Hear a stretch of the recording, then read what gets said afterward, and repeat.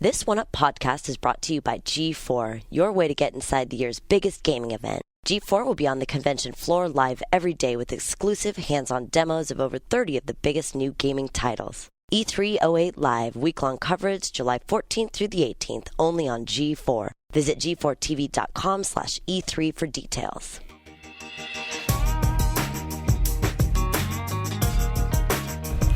All right, everybody, I'm Garnet Lee, and welcome to the second E3 Poolside wrap-up show at the mighty Figueroa. That sounds like we've done two at this E3. Mini second ever. And it's been 2 years since we did one. Yeah, because of the 1 year hiatus. And it's awesome to be here. So anyway, let me introduce the start-off table here. To my left is Mr. David Ellis. Next to him is Shane Bettenhausen. Next to him is Christian Nutt joining us from Gamma Sutra.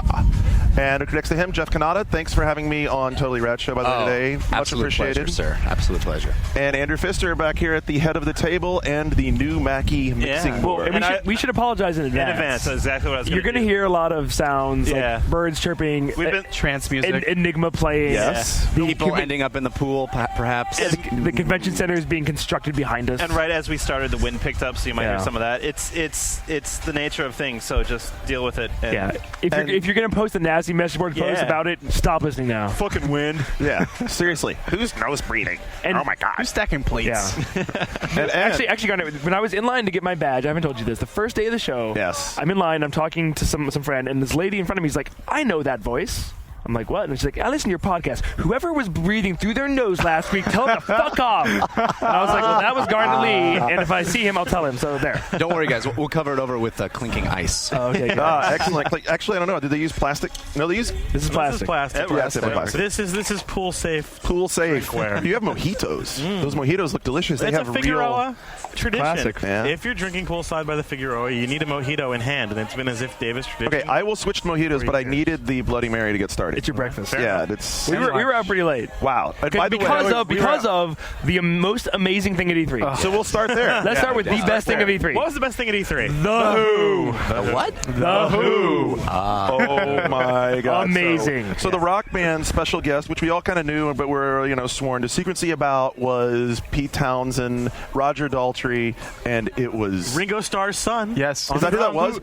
Zach Starkey. Who looked like Mark McDonald, I might add. He did. Yeah, he plays drums better than his dad. It's awesome. No, seriously, that dude could seriously It was bang. a phenomenal concert at a beautiful theater, the Orpheum Theater, and the crowd was so into it, so appreciative. Oh, it was so Now, was it good. just me, or did Roger Daltrey look like he was stunned that the crowd was A, that big, and B, that into it? It started slow, but as soon as they realized that the crowd was totally into it, like, oh, these are the guys that made Rock Band, of course they're going to be into it, and then it really kicked in. It was a real concert. It was no half-assed corporate. It went for like almost 2 hours. Almost 2 hours. Two encores. But I was enjoying the multi-generational appreciation. It was like me, Alice Liang, and Jeff Green all rocking out to Bob O'Reilly, and it was a beautiful moment. And once he got into it, you could see he straightened up, and he was totally straining. You could see he his neck work, and he was singing. He wasn't singing that shit down an octave. He was going for it. He was totally I think he missed going a few for it. notes, but I was impressed by his showmanship. He was tossing the microphone around, and not just a simple spin. Inches he was from Townsend. Thrusting it out and lifting it up. It was in total control. That's his trademark. And then Townsend with the windmills, ridiculous. Yeah, I mean that dude still wails better than 90% of guitarists half his age. It was I wasn't that familiar. I mean, I went into it thinking I didn't really know them except for the CSI theme song. Right. Turns out I did in fact know most of their music. Yeah, it's like cultural osmosis, fucking awesome. Yeah. So good. And that was a really old school guitar performance where he takes off in the middle of a song and just starts soloing, doing all this crazy fret work and oh my God. So that was the best thing at E3. Yeah. Amazing. Yeah. By far. Absolutely. They turned the clock back to before E3 was even born and made the Orpheum rock again. It was awesome. And we were saying he was dissing Aerosmith, so that's pretty funny too. That he accidentally said, we'll give you the Aerosmith bundle, which and then everyone's like, boo! Yeah, that's the wrong game. Wrong game. Never soft whoops. Yeah. Whoopsie. Oh well, no big deal.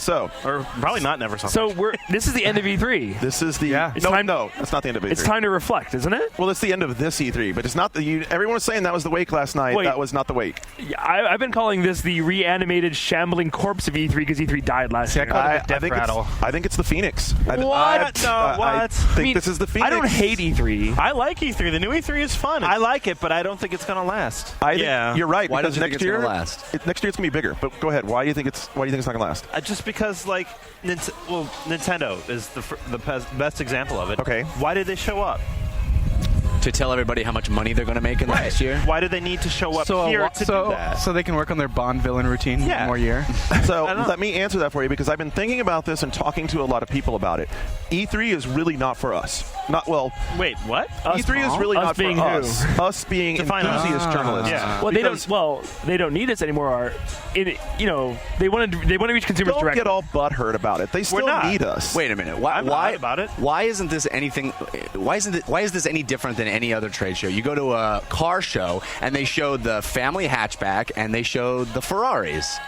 Okay. Yes. Sir, with your hand in the air. You are the host. All right. So here's my thesis about this.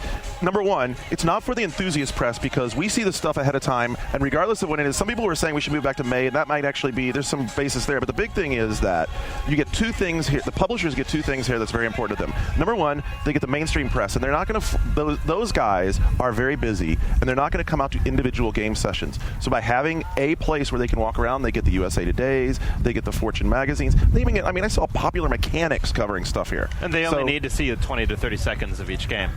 Right. So they get that. And they don't want to play them. Right. Yeah. Okay. The New York Times doesn't want to play the game. Right. But then on the other side. Don't you diss Seth Scheisel? Seth's cool. Seth is cool, actually. I'm sorry. On the other side of one apology. Seriously, quickest already. Number one. On the other side of the coin, they also get the enthusiast level website guys who, a lot of those publishers. There aren't as many of those, though. Oh, there's this guy. There is a large number of them. The guys in the matching T-shirts. What's RLS? It's Restless Leg Syndrome website? What is it? Wait, I saw a different group of matching T-shirt kids. The balance board is good for that, I think. Yeah, especially when you're playing drums. There's still a surprising number of them. Include running a gaming website.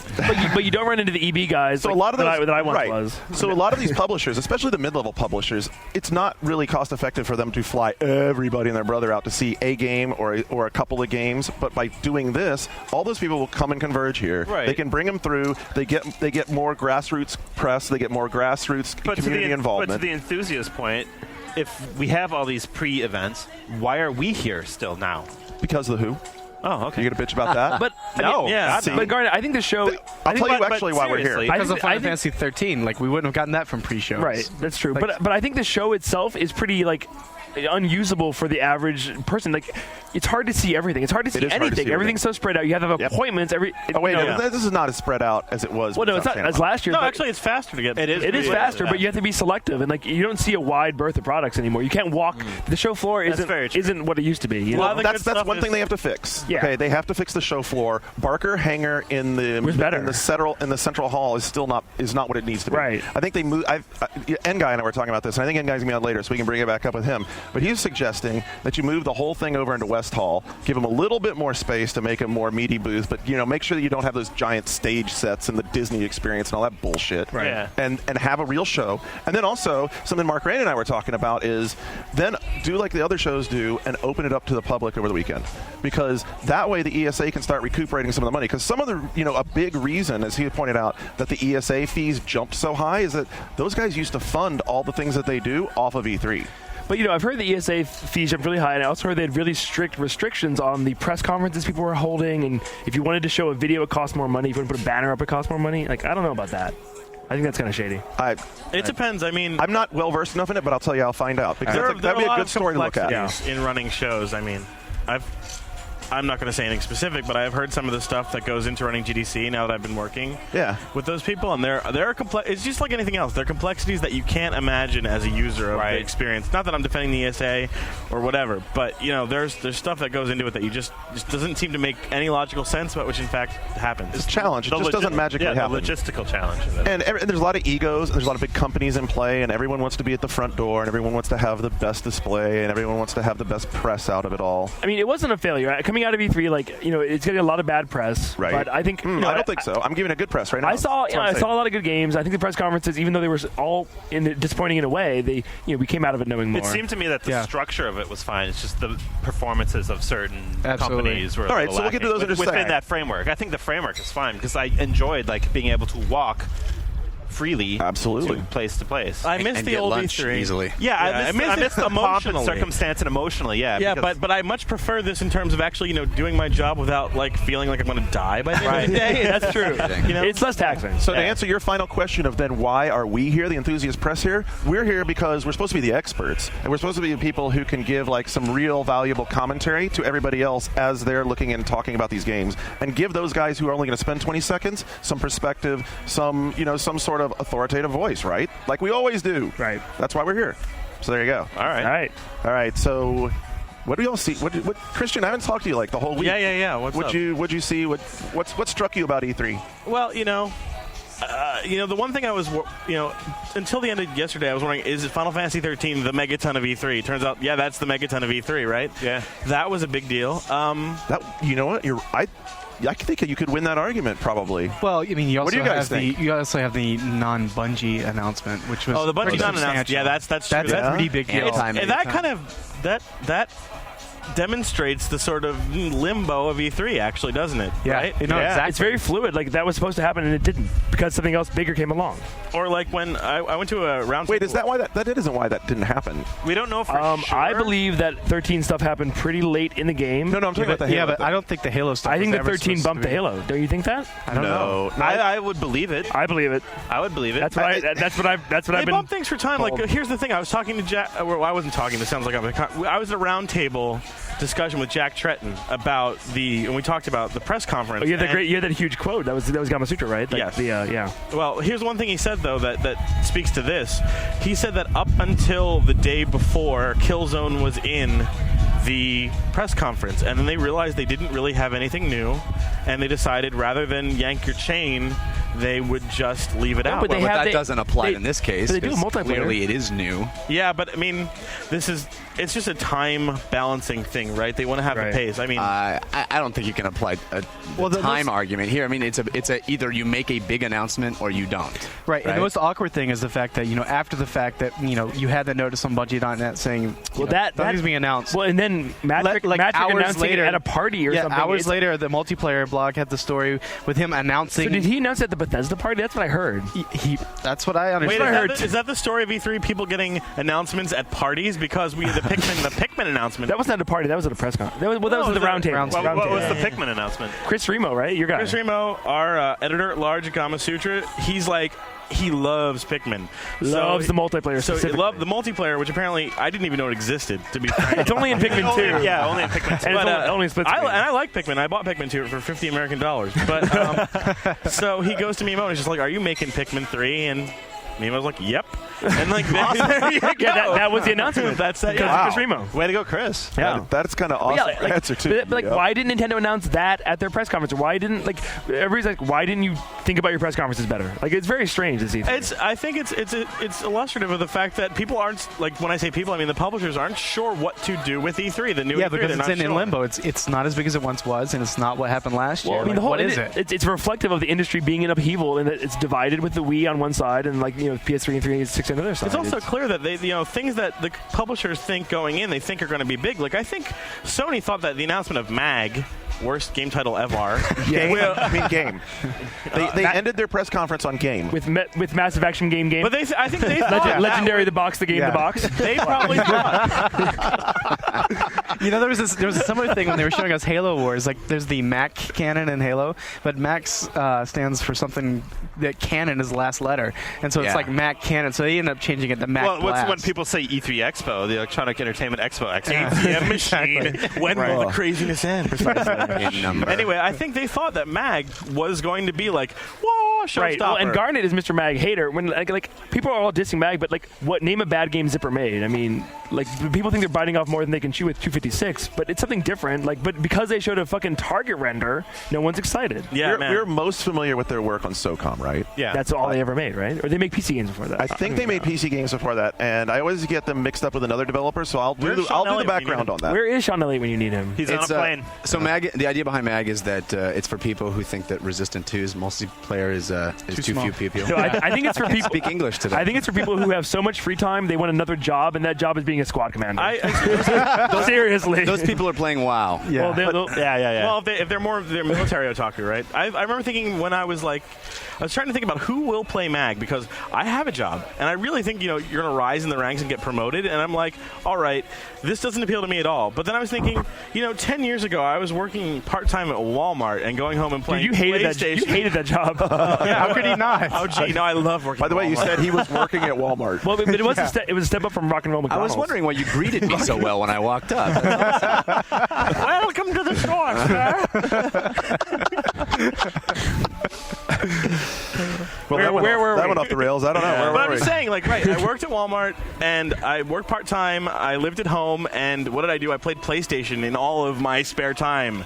Those are the people who now will play MAG. Right. And the Call of Duty 4 people, the SOCOM people are very dedicated. There's like a million hardcore. I know a SOCOM clan guy. He's serious. It's kind of like I want to hop into the forums though and see how those SOCOM guys are responding to that not being SOCOM 4. But they also get SOCOM confrontation. Well, that's not instead of SOCOM 4. Yeah. Right? We're still going to get a SOCOM 4, right? Eventually, it's certainly going to delay it unless they're working on both projects. No, that's a hell of a project to try and make. It's Slant 6 is doing the new one. And I think Slant 6 is in I think they've inherited SOCOM. Right. And now you're talking about the downloadable one, which does look cool. We played it while we were here. And that's Confrontation? This is Sony-style downloads, man. That's These not are real SOCOM games, man. But it's multiplayer only. There's nothing else, which you're not taken away from. But it's not SOCOM 4. Wait, did SOCOM have single player? I mean, does anyone care? I'm just curious. Did you get to play any of the PSN stuff? Because there's some really good stuff. Fat Princess. Fat Princess. Yes. Shane, okay, so I thought I talked I've mentioned Fat Princess on every E3 podcast because it's my favorite game of E3. But people want me to talk more about it. Did anybody else play? I played it. It's fantastic. I am hooked. adore it. However, I demand voice chat, and I wrote my preview today. And in my preview, I have a call to arms to the community to also demand voice chat because it's a 16 versus 16 take that's like a mix of Zelda 3, Team Fortress 2, and Command and Conquer. Yeah, but taken back and viewed from Diablo style isometrics. Right, exactly. But it's a place where you're going to need to talk to your teammates. You really are. If you're carrying the fucking Fat Princess and you're about to get attacked, you need to tell your friends I need the fucking Fat Princess. Right. I need a priest. I need a swordsman. I need you to build another gate. They're coming after me. That sounds exactly what you need in Team Fortress 2. We need an engineer to have something here. Let's do it now. The producer, I forget his name, demoing it to me. He was he compared the way a swordsman and a priest work to the machine gunner and the medic. Yeah. Sure, it's natural. So I'm like, I want to be able to chat. He's like, we have these handy in-game words. That's never worked. That's why God made Skype. And Xbox Live. Resident Evil Outbreak. So I asked, and he's like, God, please no. Cell phones. No, wait. Help me, Yoko. Outbreak. Yoko, help me.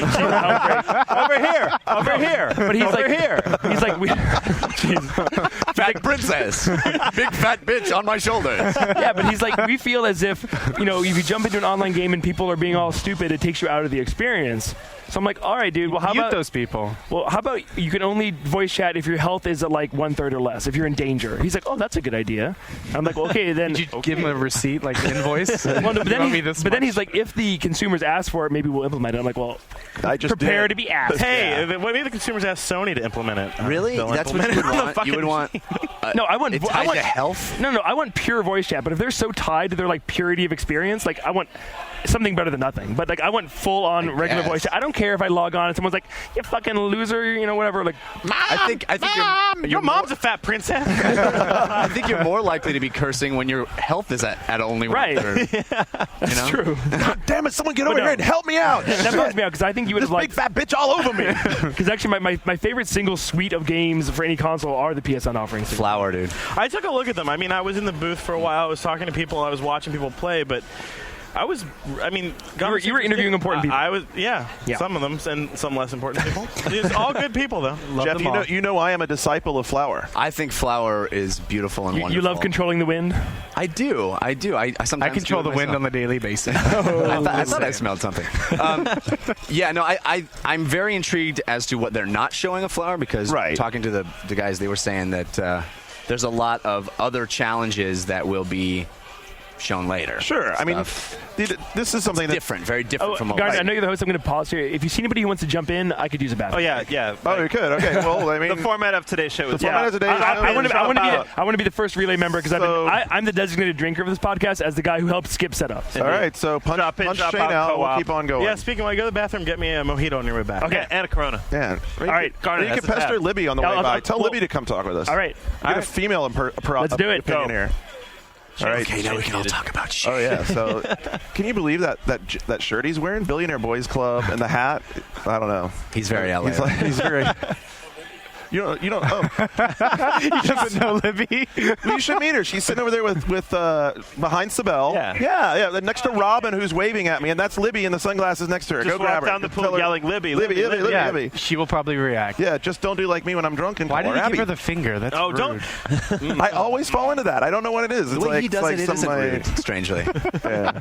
It's so elegant. How can you refer the name Libby? L-I-B-E as well. Because I'm useless with names. I am so freaking useless with names. Seriously. She spells it L-I-B-E? He did. He managed to pull it off. How do you like that? I would have said Lib. That's just me. All right. Phonics. Rob's pulling his plug. You gonna come sit with us? Rob, come sit and talk with us on our big show. So, Libby Go joining us from AOL's Games channel or something like that. Game Daily. which is also AOL. It is AOL. Your voice is awesome on the radio. Thanks. Wow, that's pretty fantastic. And I also saw her rocking the CNN mic hat today. I did. That was very ultra pro. Yes, it was I've never done stand up like that before. Really? Stand up. Did you break the ice first and then go straight to the good stuff, or? I just kind of dove right in. Yeah. Yeah. I talked about music games. Talked about we were talking about a music girl game. games. What? We were talking about music. We were talking about Flower. Did you play Flower? I did not play Flower. One of my writers did, but I did not. Robin immediately Twitters, Garnet Lee got me to go try Flower, and it's not that good. She didn't say not that good. She said something along the lines, I'm not sure I'm buying into it or whatever. So I don't know. You might have to talk to her about her taste. I'm a big fan of Pixel Junk Eden. Yeah. Yes. Oh, yeah. So we've been rocking on that for forever. What do you like about it? It's just fun. It's relaxing. You can play it when you get in late at night and you've had It's some the perfect drinks. game for play for like 20 or 30 minutes before you're going to bed. Like when you get home late at night. Just chill. See, that's the beauty. How Flower seems You're going to love Flower. Yeah. Because Flower is like a little more chill, but not quite as chilled out. It's like a Xanax in video game It's a form. new genre of stress reduction. Flower. Or as I was describing it to Peter, Molly knew as we were walking, and Peter's like, "Oh yeah, it sounds like something with a little bit of LSD in it." You know what? Did you guys talk to the developer? Because he's literally like a filthy hippie. I mean, like, awesome. talking to him, he's Wait, like, who was the guy who was demoing it? oh boy.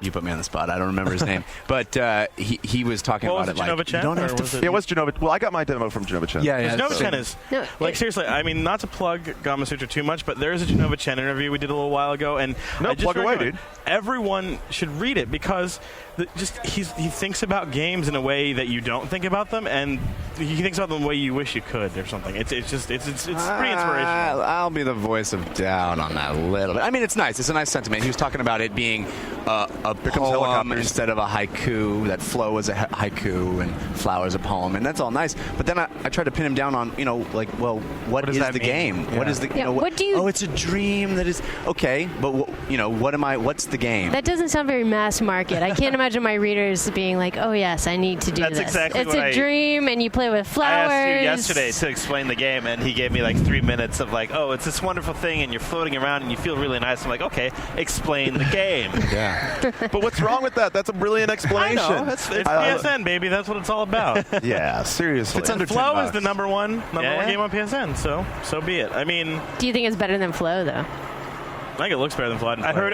it's Flow-er. Yeah, Shane sounded. Fair enough. Yeah. Shane told me that it sounds like means. Flow with more structure, more games. Or actual structure. Yeah, more actual structure. Yeah, well, because it has all the actualized environments, whereas Flow is all the symbols and stuff on the screen. It's very flat. I just think there's more to it. I mean, just me. I don't know. I think there's a lot of potential. Of course, they only showed 2 levels. So do we know when it's coming? No. Okay. There was rumors of late fall this year, but I think that's something that they'll play with until they feel like they have it where they wanted it, right? Perhaps in the spring when the flowers bloom anew. Oh, that's awesome. You should. Oh, yeah. I think you just made their marketing plan for March 21st. So I want to hear more about girl games or games that you. I walked into that one. I've had it to drink. Well, thanks for asking. I know. No, but I mean, they're fabulous. You said specifically that you were talking about games that are, I think Nintendo certainly made a big deal about that at the press conference about expanding the market to girls. And so, what are the games that fall under that heading for you? I mean, for me, I like to make recommendations. Obviously, I don't just play girl games. I say Rage. Rage is definitely it's definitely a girl game. John Carmack, sex man. Yeah, no, obviously we started out the interview at the Nintendo booth downstairs in the demo area, and Wii Music, obviously for someone who hasn't really played games before, that's a great, I'd feel comfortable telling my girlfriends who always think I'm insane for playing games, like that's something I'd be comfortable showing them.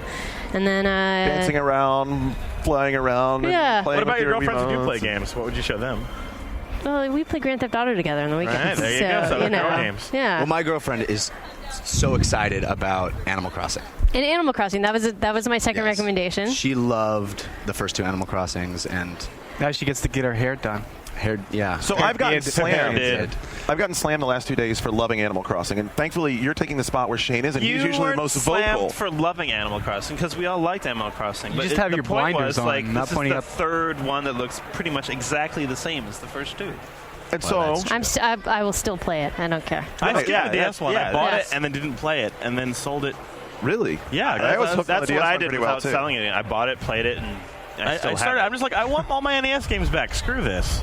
I want my house. I already had a house. The same damn game. I don't know. I'm just not convinced that the visuals mean that much. What do you think? No, I agree. I think that the visuals, they're little touches. I don't care about the visuals. I actually I'm ready to do it again. And, I mean, it's E3. Did we see everything the game has to offer? No. Probably not. It's Animal Crossing, right? I think there's going to be surprises, but it's pretty much looks like it's just Animal Crossing. Something I'm not that excited about that game is the voice chat. I really don't want to talk to anyone. Well, the examples they give were like generic, and there's no way it's going to sound that good. Nintendo We've used the PlayStation Eye, like played Burnout with people who are using the PlayStation Eye. There's all kinds of interference, background noise. Like, that's going to be a problem with that thing, especially if you're sitting like 5 or 6 feet away from your TV. Yeah. Like, I was in why did you not attach it to the Nintendo controller? meeting room. They were trying to actually, demonstrate it, and they were like, "Is it working yet? Is it working yet?" So that's all I got to see. But I don't know. Like, I mean, you think about the way Nintendo thinks about their audience. They think, it might be like a mother and daughter, father and daughter. Two kids playing together with their 2 friends on the other side. I think there's value and there's merit in the decisions they make. Are they perfect for everyone? Let me ask you a question. It'd be great for the fractured family, like one sweaty old dudes one kid stays trying to get a friend code. Friend code. Wow. Why is it that we have not seen more DS Wii connectivity? Yeah, exactly. Great question. I have. It's a shame. It seemed to me a no-brainer when you show Wii Resort and you have a dog catching a frisbee. Why can't my Nintendo be that dog? Why can't I train my dog in Nintendogs? Why aren't you working at Nintendo? Wow, really? Why aren't you working at Nintendo? It should be any dog that I trained in Nintendogs. I plug my DS into my Wii. Dog hops and that's my dog. They don't have to make it look that much better graphically. Exactly. So. Hey-o. They could just take the models. Feeling the hate for Nintendo. I mean, I guess they don't care because enough people they don't need any cross promotion because people are buying both systems anyway. But it seems like a no-brainer to me. I think they probably are a little shy now about the amount of work it takes, about putting the amount of work it takes to get those sort of functions working when they experimented and played around with a lot of that connectivity back in the GameCube days. Remember? Yeah, but that was all wired based. Now you have everything's wireless. It's much more efficient. I remember Tingle with my my Zelda game. Right, and they put a lot of work into making that happen, and I think it just went. I think that their response to how people responded to it is, well, you know what, we're not going to invest in that until it really, really comes back up as something we perceive people want. I think that Nintendo is their MO is to try to make the games as simple as they can be and still exactly what they need to be. Yeah. So I have a feeling that, we're making a list on the whiteboard, and that's the first thing to go. That's the impression I got from Wii Music, too. That's a good argument for that, Do you think that's a good thing? I look at Wii Sports and I look at Wii Sports Resort, and both of them seem like proof of concept. I think 12 million copies of Wii Play says it's a good thing. Well, that's because people want to buy a second good controller. Thing or profitable thing? Ooh, yeah. Well, that's the theme, right? That's the theme of E3 in a sense, right? Yeah, it's an argument I've had with people, too, is like what, what's a relevant game? Is it a successful game, or is it a game that really does something? Did you guys play the sword fighting thing? And I played the jet ski one. I didn't get to play the sword one. The sword one is like it's basically the boxing from the first one. Yeah. It's really fun for about 5 minutes. Yeah, and you get tired. Yeah, but the thing that's so crazy to me is that here they have this new more sensitive Wii controller. Yeah, Motion Plus. Right, and the sword fighting really does take advantage of that. You really can block attacks. It really tracks your motion in real time.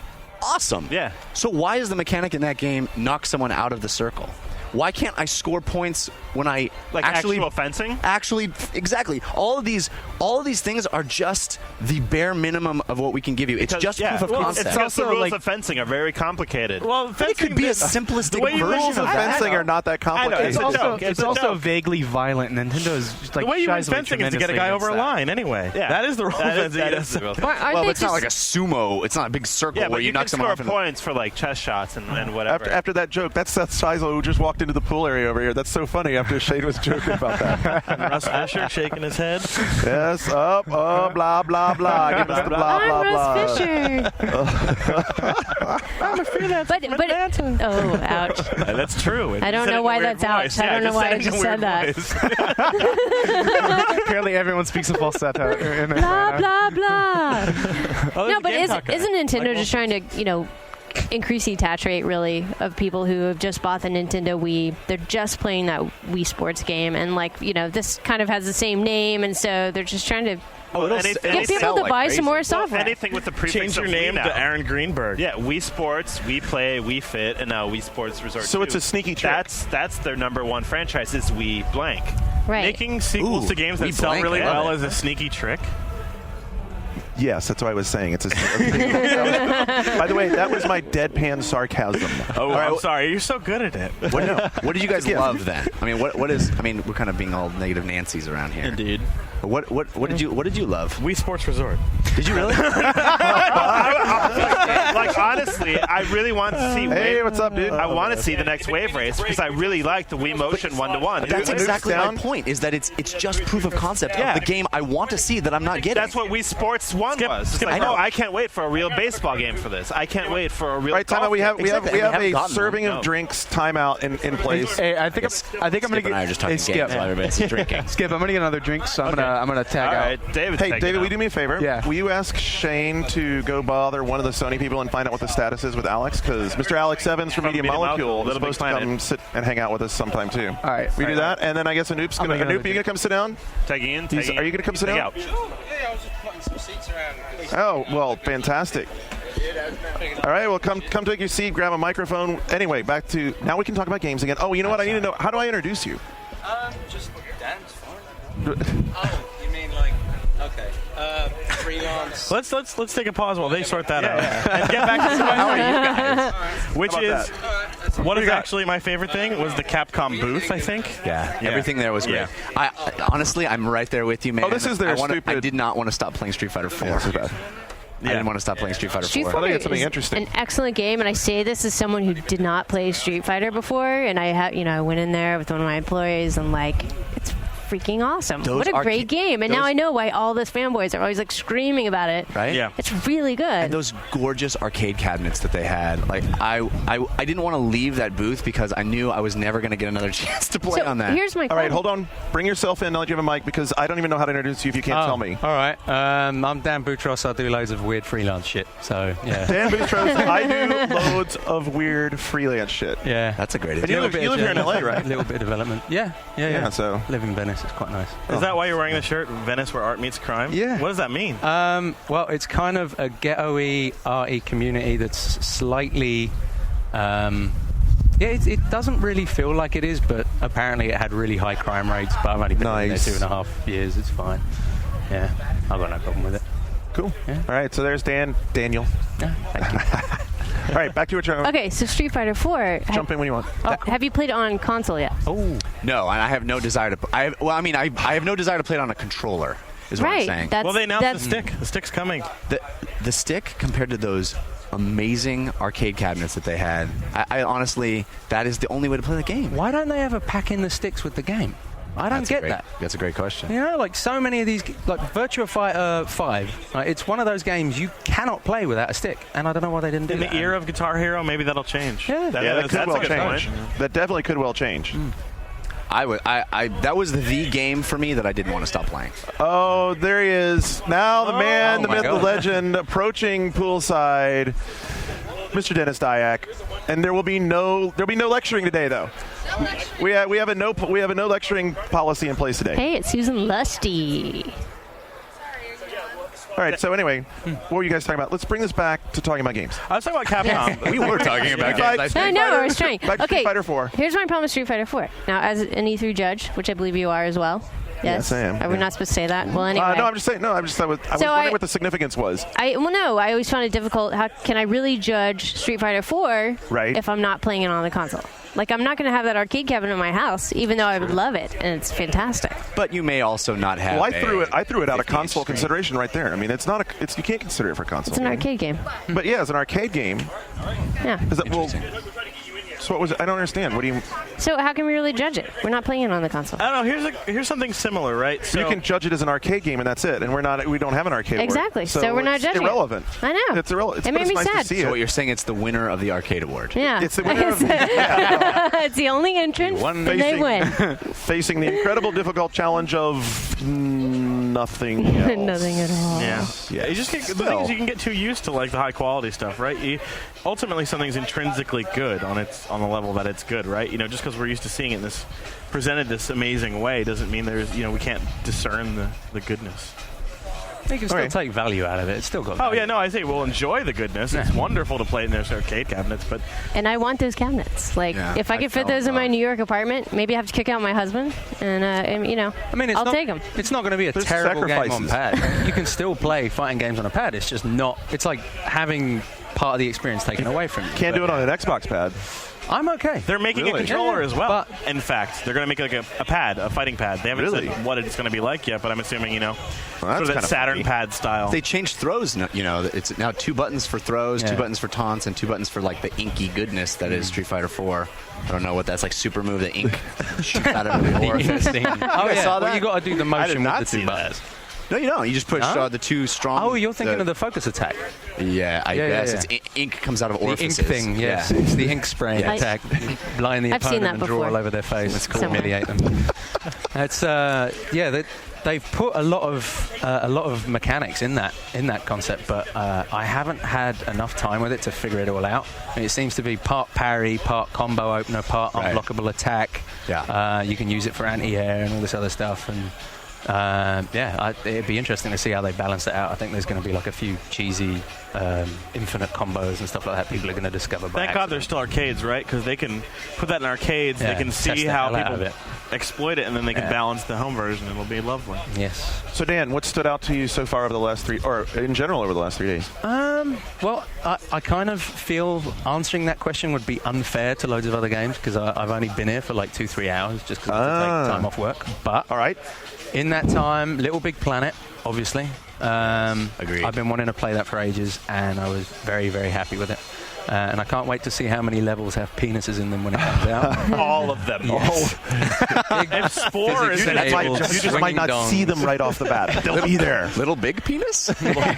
Nice. That's what we always say with all the user-generated content. I can't wait to do the article that just rounds up all the penis and boob, sections and all the different games. Do you think penises Could you forward that to me when you're done with that? I absolutely will. Do you think you will see that on Game Daily exclusively. Do you want to forward it, or you just want the links? Just give it the levels. We'll get with the links. No worries. I'd be interested to see how people would be inspired in terms of like using those things as physics objects and navigational objects and whatnot. I have a question for you. Go on in. What do you think will inspire the most creativity? Little Big Planet, Spore, or Guitar Hero on tour or World Tour? That is a great question. Guitar Hero World Tour is going to be what's going to inspire the most songs that are in Rock Band but not in Guitar Hero. That's to be made a good answer. I'm not completely convinced of that because you know what? The music making part is so cool. The way you actually have like this interactive device where you're playing with your tracks and within the that is not a Bloody Mary. Oh, what the? What on earth is that? Scotch. Ginger ale, obviously. In my tummy. Down. This show in about an hour from now is going to be awesome. Keep listening. Surely it will be. Thanks, all right. David Ellis.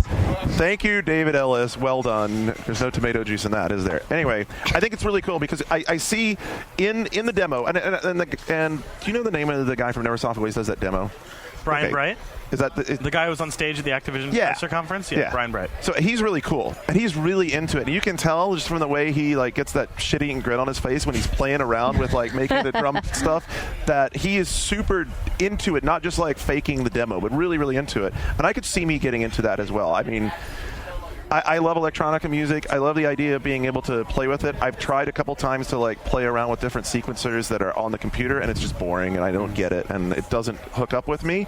And being able to do it on an instrument like that, where you're just, admittedly not being particularly musical, but more or less monkeying around. I think the same thing will apply to all three games. I think 94% of the people aren't going to care. I agree. 4% are going to make something decent, and 1% are going to make something really awesome, and it's going to filter down like that. Yeah, that's exactly the way it's going to go. How does the music creation work on Guitar Hero? So the way the music creation works is it's on multiple layers. At the most basic level, you can take loops, all recorded tracks that they have. They have drum loops, they have bass loops, they have melody loops, they have all these, they have percussion and rhythm, like rhythm guitar and that kind of thing. And you can sequence those and start them into a recording. And then you can link the buttons, the touchpad, the whammy bar, and the strum bar into different MIDI notes in whatever you're playing around with, or in the case of drums, different drum sounds. And while the track's going along, you can just start playing along with the track. So it's got all the octaves, all up the neck, or what? So then the second part is, if you're really hardcore, for instance, on the guitar, you can go in and it actually has a color-coded chart of which buttons to press on the fretboard to hit which notes. Did you see that part? Yeah, and also it's absurd. Tilt changes the octave. What? So you lean the guitar back and it changes the octave of the note you're playing. It's incredibly deep. So that's quite bad. It's a performance art. You wind up seeing these guys playing it, and they're tapping and bouncing around, and they're hitting the whammy bar and walking back and forth, and it looks really cool. It looks really cool. Are you going to write your own songs? I will. I will absolutely be doing that. Are you kidding me? Garnet, you and me, let's make a Guitar Hero band. I couldn't look forward to that more. And the other part that's really cool is if you have it all set up and you have the whole band set of instruments there, anybody can walk up at any time, turn on that next controller, and jump right into what you're doing. So someone can sit down at the drums, punch the button on the drums, and start playing along with you on the drums. It's insane. I walked away from that going, This game is mind-boggling. And then I walked into the Rock Band 2 today and got the demo for that and went, I don't know which one I love more, because Rock Band 2, the set list is great. Everything they're doing is phenomenal. Is what I want them to be doing. All the forward compatibility, all of the online options, drop in, drop out, do my career online. It seems like they are the new way that all the songs are organized with the album covers and everything. It seems like everything, they just answered all the questions that we had a story on OneUp. I think that was Guitar Hero's instruments are going to work with Rock Band 2. Well, did you read that? I read it, and I'm not sure exactly how that quote was supposed to be taken, because it sounded a little generic to me. Well, here's the thing. Chris Kohler on Game Life had another version of that story, and he said that he talked to Brian Bright. Okay. And at least in the terms of this, he said that when you plug in the Rock Band drum into Guitar Hero World Tour, it'll actually shrink down to 4 inputs. Wow. Yeah, it'll actually say, hey, I'm... it'll understand what it's dealing with. Because if that Cold War is over, then the problem is basically solved. How many plastic guitars does one person really need? I know. Does your living room look like mine, where it's just a huge pile in the corner? Did you guys see in the Rock Band glass cases? We talked about it. We went over this yesterday. Go ahead. I haven't listened yet. What's your take? Yeah. It's insane. We had this long conversation, and Sean and Andrew and I got into the smoke machine and light show for. That's a bit much. Yeah, it's a bit I mean, yes, I will. But I loved the one that had the pick with two that had it split in half, so you could pick twice as fast. The split strum bar. Strum bar. Yeah, split strum bar. So it's it's on their bass, but I guess they're gonna do it on the guitar as well. So you can do a 2-finger strum motion like this. So you can do super fast notes. All the YouTube video guys are like, yes. I know. How you? It's interesting to see how the features get more and more and more and more hardcore and developed. And it's like, what's interesting to me, right? Because I'm trying to think about the business aspect of it too. I know it's no fun, but it's like, how does this affect the actual penetration or sales or, of the game? Just what percentage of people really care? I think we'll find out when Wii Music comes out, which is like the most simplest form of this, versus like making your own music in a studio in Guitar Hero. Like, what is more received? It's making me think of Tony Hawk's Proving Ground, right? Yeah. That was like, seriously, I was like, I now understand what people who love Tony Hawk think when they look at Disgaea. You know what I mean? Wow. It was. I don't even know if I understood that hurts my brain. Way too complicated, and then they're taking a year off. So I'm not saying that this is like. Obviously, Rock Band 2 is awesome. Guitar Hero World Tour is awesome. These are awesome features. They really are going to inspire some people to, but it's. I just think look at this. I'd take a broader look. Why is no one talking about Rock Revolution? Am I going to bring that up right now? Is that a bad thing to bring up? All right, so we're gonna have to take a break in a second, pay some bills, do that kind of thing. Before we lose Libby, give us. Not to put you on a spot, how about three games that really stood out to you at the show? Here's what I'm really excited about. Fallout 3. Yeah. Cannot wait. For me, that's going to be my it game this year, and so I really just wanted to push everyone aside and stay there all day. Yes. The other game, which I can't really say anything about, is, and it's not this year, but it's Heavy Rain. Really? Right. You got to see that? All I can say is yummy. Right. I'm so angry that I missed the one breakout session there apparently was for that I'm just going to... I asked permission to say, if I could say the name of it, first of all. And secondly, if I could say, I saw it and I liked. That's all I could say. But wow. Oh, I hate you so much. Seriously. I'm really not trying to show off. I really just, wow. And then the last thing I'm looking forward to, I just like Rock Band. I'm a Rock Band fan, period. So I'm looking forward to Rock Band too. Excellent. That's it. All right. Thanks for having me, guys. Absolutely. Libby, thanks for being on. Bye. If you guys will give us a couple of minutes, we'll be right back on the other side. Want to get into E3? You can't. Like last year, the event is closed to the public, but G4 is your way to get inside this exclusive event with over 17 hours of E3 action. G4 will also bring you unprecedented live commercial-free E3 spotlights on Microsoft, Sony, and Nintendo. E3 08 Live, week-long coverage July 14th through the 18th, only on G4. Visit g4tv.com/E3 for details. All right, we're back. Thanks for joining us poolside at the Figueroa Hotel in LA. Scarlett, and now joining special guest. Well, actually, so we have the original crew sort of back. That's Shane and Christian and Jeff and Andrew and I, and Alex Evans from Media Molecule. And I want to tell you something right now, along with my introduction.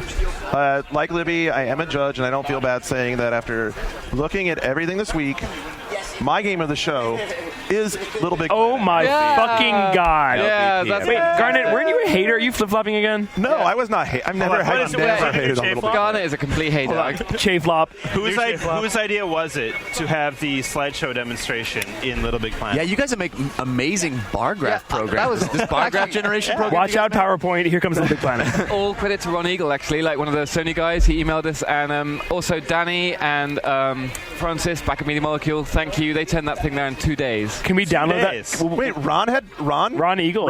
Regal. Regal? Yeah. Really? Yeah. The Regal Beagle. Can we download that level when the game comes out? Oh, we should do that. Like secret unlock. Yeah. Like up, down, left. But that level showed a lot of like new transitions and effects we hadn't seen previously. Oh, the funniest thing, there's a whole section which was like all explosives that were going to blow away the $50 billion thing. And it detonated off stage, like during the first part of the talk. And as I was going, watch it back on YouTube, whatever, you'll see all this like blast damage all over like one part of the demo. Hilarious.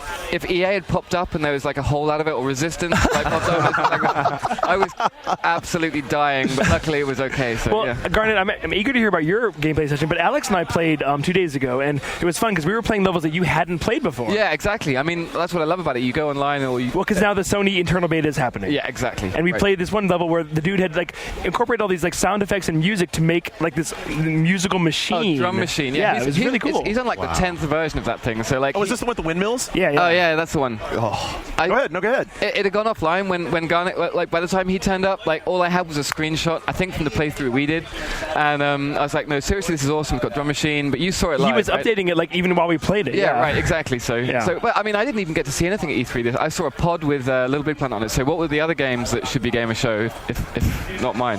Fat Princess is awesome. Flower is awesome. I saw Flower. Looks gorgeous. Outside of PSN, EA's Dead Space is really good. Yes, it is. It's quite good. Yeah, it's funny to hear how much people like that. I mean, not to say, hey, not to be totally cynical, but I wasn't expecting it. Let's put it like that. Yeah, because it seemed really derivative at first, but it actually has some really creative stuff going on. I have a game of show for myself that might be blasphemous to bring up on a one-up show, but IGN the Prince game of Persia. So I'm concerned. I didn't get to see what? Well, I didn't get to see that. I didn't get to see it, but I'm curious about the one-on-one battles. Are they engaging? Is it like Assassin's Creed? How does it done? Well, I didn't get hands-on, so I didn't get to actually have the battles. I saw several battles. But it also seems derivative. Awesome. It also seems really derivative of Eco. Like hi Yorda, right? Well, hold hands. But the way that the animation is nothing like Eco, and it's beautiful and amazing. It's cell shaded, correct? It's cell shaded, but it's different. Did you see Afro Samurai? Which stole these Valkyria has brush strokes. Who cares about Japanese games anymore, man? But Valkyria did it first. It really did, right? I know. Christian, you love Valkyria profiles. I love. How much do you love Mr. Obata, whatever his name is? Which Sony accidentally put as a PSP game. Good job. Good work. I hope someone got yelled at. Honestly, the animation style in Pop is like Disney's Tarzan or like a Don Bluth space. Did you see the Naruto game for PS3 from CyberConnect? It has really amazing looking 3D anime as well. This is not what you expected when you asked the question. No, I know totally. But when I only saw a little clip of that of Prince of Persia, and it was I really think they did that well. They did the cell shading so brilliantly. It's amazing, and it's an open world game. Oh, really? It's open I didn't know world that. on two levels. There's what they call macro and micro open world, and they have the macro open world is kind of like the GTA where you can go wherever you want, take whatever mission you need at that given time. And then inside the levels, those are open world in the sense that you have a goal, and there's not like in Sands of Time was one way to accomplish that goal. It's not a puzzle. It's you walk in, and how are you going to get to that goal? Just navigate the environment. Navigate it however you can. Is it kind of parkour? Is it kind of parkour? Yeah, they built on the Assassin's Creed stuff. And then once you navigate that level the first time and eliminate all the enemies, it becomes beautiful, and all the enemies are vacated. And then there's crackdown orbs placed in the world around. I gasped. I have a big question. I have a huge question. Is there online co-op? No. Another question. It's single player co-op is what it is. Since you got to Ubisoft, I want to question: did you get to see I Am Alive, the Darkworks game? No, just tell us about the other wonderful Ubisoft games that you might have seen. Actually, End War. And boring. I want to hear you make an argument for N-War because I did get to actually go back to their Tom Clancy's $60 million. Tom Clancy controlled with a voice only, right? Right. Yeah. Well, you can control it either way, but I was very impressed with how Anybody the out there have voice works. Konami Laser Active for the NES? shoot, left, right, shoot. Honestly, you guys can be cynical and make fun, but it works, and it works well, and I'm not into that game. Technically, it works. Exactly. I want that control scheme used in lots of other games. But you have to have an American accent? No, you have to have an American accent, right? Otherwise, no. The chick demoing it for us was French. Tom Clancy hates speak English. Tom Clancy hates the British. Oh yeah. Keep going. Attack point beta. Damn it! So you didn't get to see I Am Alive, the new Jade Raymond production? No, just the trailer. But I did. I like everything Jade Raymond. I hear it's like Mirror's Edge, but with zombies or something, right? I couldn't really tell. So it's parkouring zombies. Something. Wait, what game is parkouring? I was text messaging someone and I got so confused. Well, because Christian's favorite things are parkour and zombies. If it's Assault on... No, seriously, Assault on Precinct 13 plus Shaun of the Dead is your favorite movie of all time. That's actually a brilliant movie seed. All right. I'm lost. I would make that movie. All right, so back to Little Big Planet. One of the coolest things I saw, Alex, was how it showed you can look at my planet, the whole world's planet, and your friend's planet. So what is the friend's planet thing? Okay, the friends thing is it's all social networking thing going on because we were trying to work out how do you navigate through all the levels. There's going to be hundreds of thousands of levels. There'll be a fair few full of offensive things. Yeah, penises, things, boobs. No, but Alex showed me how you target something as profane and tell Sony. Yeah, exactly. So you just hit the select button, you frame it, but like I love the way Mark and Guy Kroll has arrived. And P would not. Which is going to make this continue to go up the and down. Garnet, you're going to miss your flight. What time are you leaving? You know what? I actually was thinking about staying tonight anyway. You can just crash my room. All right, I'll stay. I will stay tonight. There we go. Cena love. I will stay tonight. Okay, so back to my friend's settled. planet. I will stay tonight. No, it's cool. So basically, yeah, you can like favorite players. Someone better call Suzanne. Okay, Garn's calling the wife. All right. Love is in the air. I think we're going to get one of yours late night in Shane's room. Oh, dear. Romance. Anyways, Barry will be playing. I'm lost. Okay, so back to Little Big Planet. Back to Little Big Planet. Okay, we don't on things that are offensive. Now we're getting back to Little Big Planet. I bet that romance does blossom on the battlefield of Little Big Planet. Oh, you know what? We have this trailer video. The first Little Big Planet wedding will be fantastic. I believe this video's gone up on PSN, but it's like this little romance story between a girl and a little knight. It's already happened? Is that? Well, that's but that was built by this this video maker, and she built the level that she made the video around. And we got this video back from Liverpool, and was like, oh my god, this is awesome! Like this is creativity happening right there. Are you already being overwhelmed by the things you're seeing created? Totally, it's unbelievable. Like the one we were playing this today, like we just could not get to the end. There was like the really brutal little platform section. Oh, rounded tops of fabric. The gamers out there. I didn't play that one. They're hardcore. They're really the most like our levels are just really easy compared to the ones that are being pits. With acid pits and then fire pits. Garden, did you play Lowriders? Yeah, that was fun. We didn't play Lowriders. We played drag racers. Yeah, drag racers, like a version of Lowrider. So we got to try the vehicles for the first time, and I got to see enemies for the first time. Yeah, you get this kit, so you can build like and. How does the brain thing work on enemies? Oh yeah, so the brain you just attach it, and it takes over control of any of the joints that you've connected. And the best thing is it's this boss. We haven't talked about it. We didn't show it, but actually it was on the build, and no one asked. You didn't show us the boss? Yeah, the boss at the end of the game. Tell us about the boss. Unbelievable. So it's built by this guy, Victor, Swedish guy, 19 or 20 or something. Swedes are crazy. He can't get into the pub, but he can make amazing bosses. Like that's probably why he makes amazing bosses. Yeah, Victor, I'll bring you back a few beers. And basically 120 switches, I think it was. Like he's just created this. How much time did it take? So Garnet was experiencing this. We built like a sled with 2 switches in it. Well, we built a rocket sled, and we put a rocket on either end of the sled, and then we connected the switches on the opposite ends. And the idea was that once the sled started going, the momentum would slide you off the switch that was making you go one direction. You'd slide back to the other switch, and it'd start thrusting you the other direction. Didn't quite work. We did this for like 20 minutes. 20 minutes for 2 switches. This guy built 120 switch machine. It's proper Japanese. If you're a real platformer, there's like a multi-stage boss. It transforms. Wow. It's like a Treasure-style boss, a Gunstar Heroes boss. Treasure would be proud, right? Totally, it would be amazing. But it's amazing. Like we tried a level and it had this vehicle in it that was like this weird thing. Like it would go forward and the wheels were on treads and they would move up. And then one of them broke. And I was like, the vehicles can break. That was done by. It kept working. Yeah, that was done by our IT manager. Like, that guy just like sat down. He's like, I'm going to build a tank. And now there's a tank obsession. We have explosives in the game now. But I found it interesting that the vehicle like halfway broke but continued to function in a broken manner. Yeah, like, there you go. Like anything can happen. It's very emergent. It had character. Exactly. How the hell do you QA this game? With great difficulty. I mean, is there anything you can? Well, we just kind of test the hell out of it, and as Garnet experienced today, there are wrinkles, but we just keep trying, and the good thing is the online stuff. Then we can keep iterating. Like you'd expect Gmail to improve, and hopefully this game will just keep improving. Okay, a question I have. Big Planet, the Gmail of video games. Since I have you right here, one of the things that like I thought would be really cool is if you get famous game designers, even within like the SC band, to do levels. Is that Ueda level? Oh my god! Like a David Jaffe level? Is that going to happen? Well, Ueda level would be amazing. Let's right now. Oh, I mean, I met Ueda-san the first time. I'm a complete Ico and Shadow of the Colossus. Right, as we all are. Oh yeah, exactly. So I met him, and the translator she said, "Why don't you guys just get a room?" Because I was just going, "I love your game." You're like, please bend over, yes. Yeah, exactly. It was unbelievable. Yes. Is that a confirmation of an Ueda-san level in LBP? I can't possibly comment. The PR's way over there. Yeah. They can't hear us. Let me put it this way: we've got a Killzone costume in there, and I'd love to do more stuff like that. So you can wear a Helghast like hat on your fucking Sackboy? Yeah, I saw that. Yeah, we break it down. It's not just like one outfit. You have the pieces, so you can have you can wear like a top hat with like a Helghast thing. That's fantastic.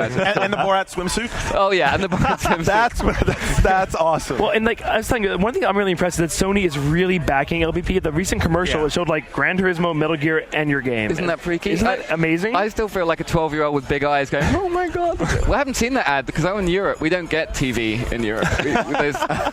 They're still listening to ham radio. So I have another question. What about what about the Ragdoll Kung Fu game? Are you guys doing that? No, that's actually more Swedes. They were more awesome. More Swedes. They're everywhere. Yeah, they were fantastic. So we were pitching that. Mark wrote them like a little tutorial of like what he thought would work on a controller and stuff. And then then they went away and came back, and we saw that thing, Fists of Plastic, I think is what it's called, and Jesus, it's awesome. Did you play it? No, I didn't get a chance to play it. I'm sad I didn't get a chance to play it. I played it for like an hour, and they have all these special moves, and they have like. So are they making it more? And I'm using air quotes, game-like. Yeah. It's a better game. Like we like. Wait, not a better. It's different. I don't want to diss Mark because what Mark did was really creative, and it was about playing with it as much as it. Yeah, it was not Mark, shit. You just called it shit. Yeah. No, I didn't. I'm winding Mark up. You said I could wind Mark up off air. Mark's a super fan? Yeah, he's so Mark. You can wind him up. Yeah, I'm winding him up. So yeah, it looks incredible, and what I love about it is they've captured the style of it, but they've like upgraded it to HD. It's like fantastic. Yeah. Okay, Christian Nutt has a question. I have one thing I have to ask, right? So, of course, the big story with this game is the user-created content, which as we're just discussing, is going to be fantastic. But have you decided what you might do about adding to the game yourself as the developer as time rolls on? Yeah, well, I mean that. Because we talked about explosions coming in line now. Of course, that's before it's out. But yeah, I mean the problem with us is that we show everything we coded yesterday. Like I actually brought the build in on the flight and for the press conference, and the guys were like, yeah, can we have the code now? And I'm like, I'm just writing it. I was literally coding it at like 11:30. It's a moving target. It's a moving target. Like we add features all the time, and that's what we want to do with the community as well. Like we are a tiny team, so when someone emails us in, we read it and then we kind of think. But I guess I'm curious. Are we going to see Little Big Planet 2? Or are we going to see like content packs? Both. All right. I hope both.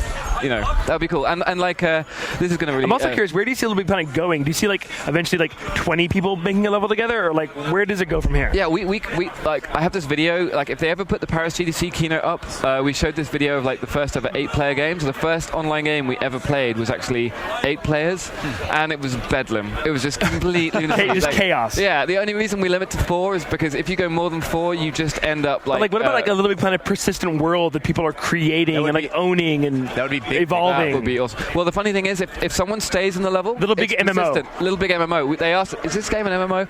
But if you stay in the level, that instance stays forever. So if you just have some guy like idling in there forever, then that happened. That happens right there. So you never know. There's going to be like we were talking about like a graffiti wall that's just persistently there for like 400 years, and people are just writing shit on it.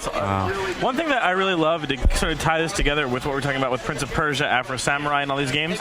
What I love is that everyone's not using these systems, and Little Big Planet is totally like dialed into this because it's beautiful. Is you don't have to make realism. You can go for an artistic slant. You can take the power of the PS3 and or the 360, depending on where you work, and do something stylistic. Because Little Big Planet is gorgeous. Like I look at it every time, and I think it's so pretty. Well, I mean that's the thing. We wanted to get that handy cam look. That thing like someone taking the taping this, and it's just like they happen to notice these little characters running around. But you're right. All the games, like even like Okami was like one of the first ones that really got cell shading right. You can get cell shading so badly wrong. You can get it so right.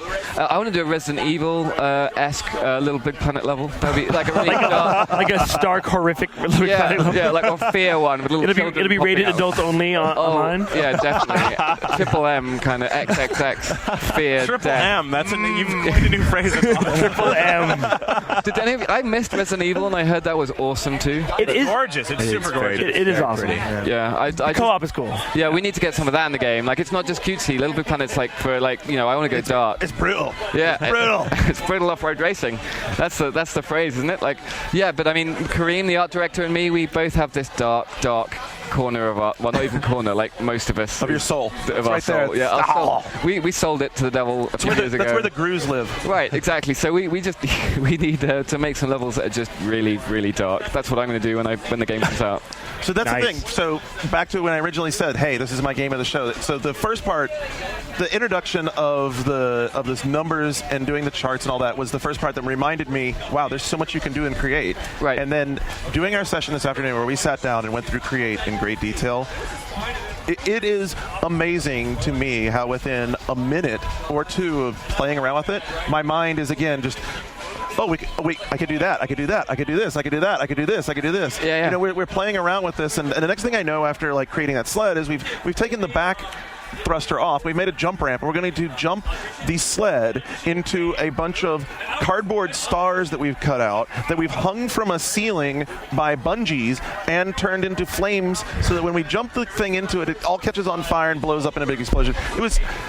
And as soon as you were doing that, and you're showing me how the switches work, simultaneously in my head, I'm thinking about how to make a music game that's made by a bunch of platforms that are suspended by the same bungees, where characters can jump on them, hit the switches underneath them, and make music come out of the music. Did Alex show you how much complexity the music has? How you can adjust all the instruments, we've got like 8 tracks in there, so you can like remix the music. You can have the drums coming in halfway through. But one of the mad things is like all the little sound effects. So these speakers, you can glue them down. It's like something. But you can make them invisible as well. Right. You can hide them. And how they get activated is up to you. You can proximity or attack. Exactly. So we went into a load of detail with you guys, and like some people don't ask about the audio, but like to be honest, Kenny, we have one audio guy, and he's just incredible, and one audio coder, Matt.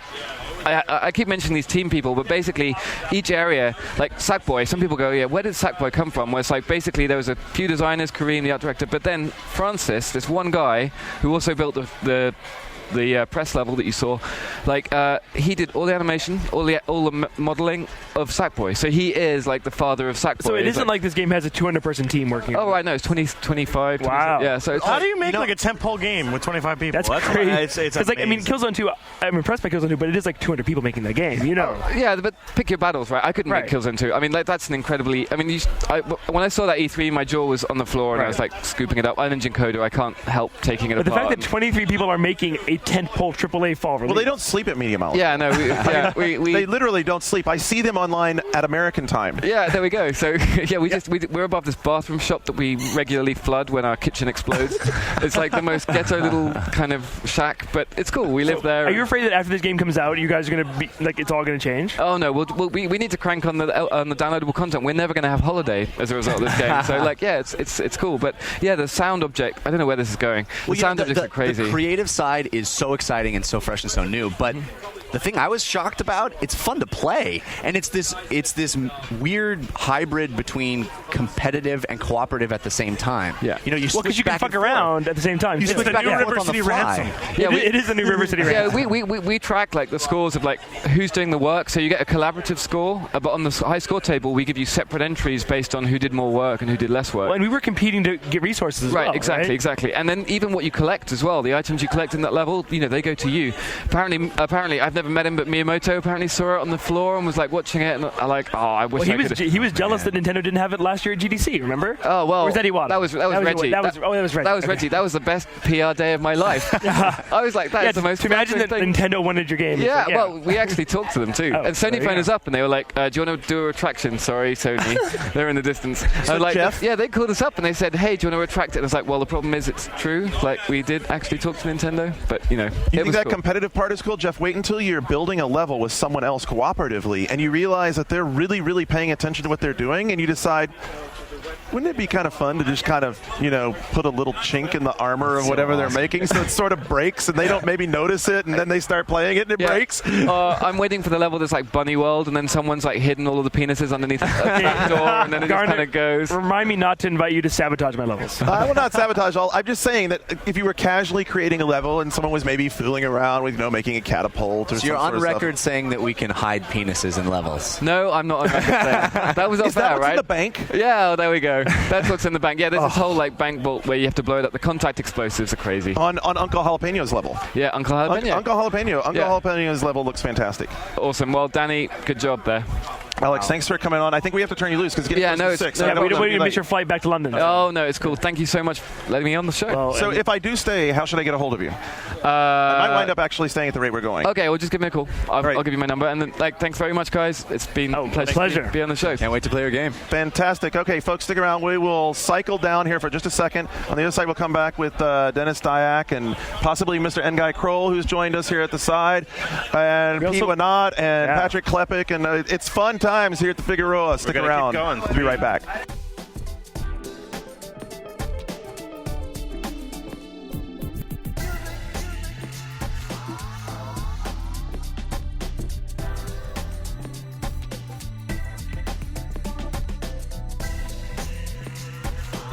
All right, this is Garnet Lee. Welcome back to Phase 3, Section 3, whatever, of the One-Up-Years Poolside E3 2008 wrap-up, and the mix has changed again. Actually, Jeff had to head out, and as he walked off, he's like, this is like the Dean Martin hour or something. He's like, you never know who's going to come up. I just looked around. This is the most star power we've ever had at the table. I'm overwhelmed by Christian is you're in a celebrity sandwich. I don't feel I need to be All right, there. so let me do the left to rights again.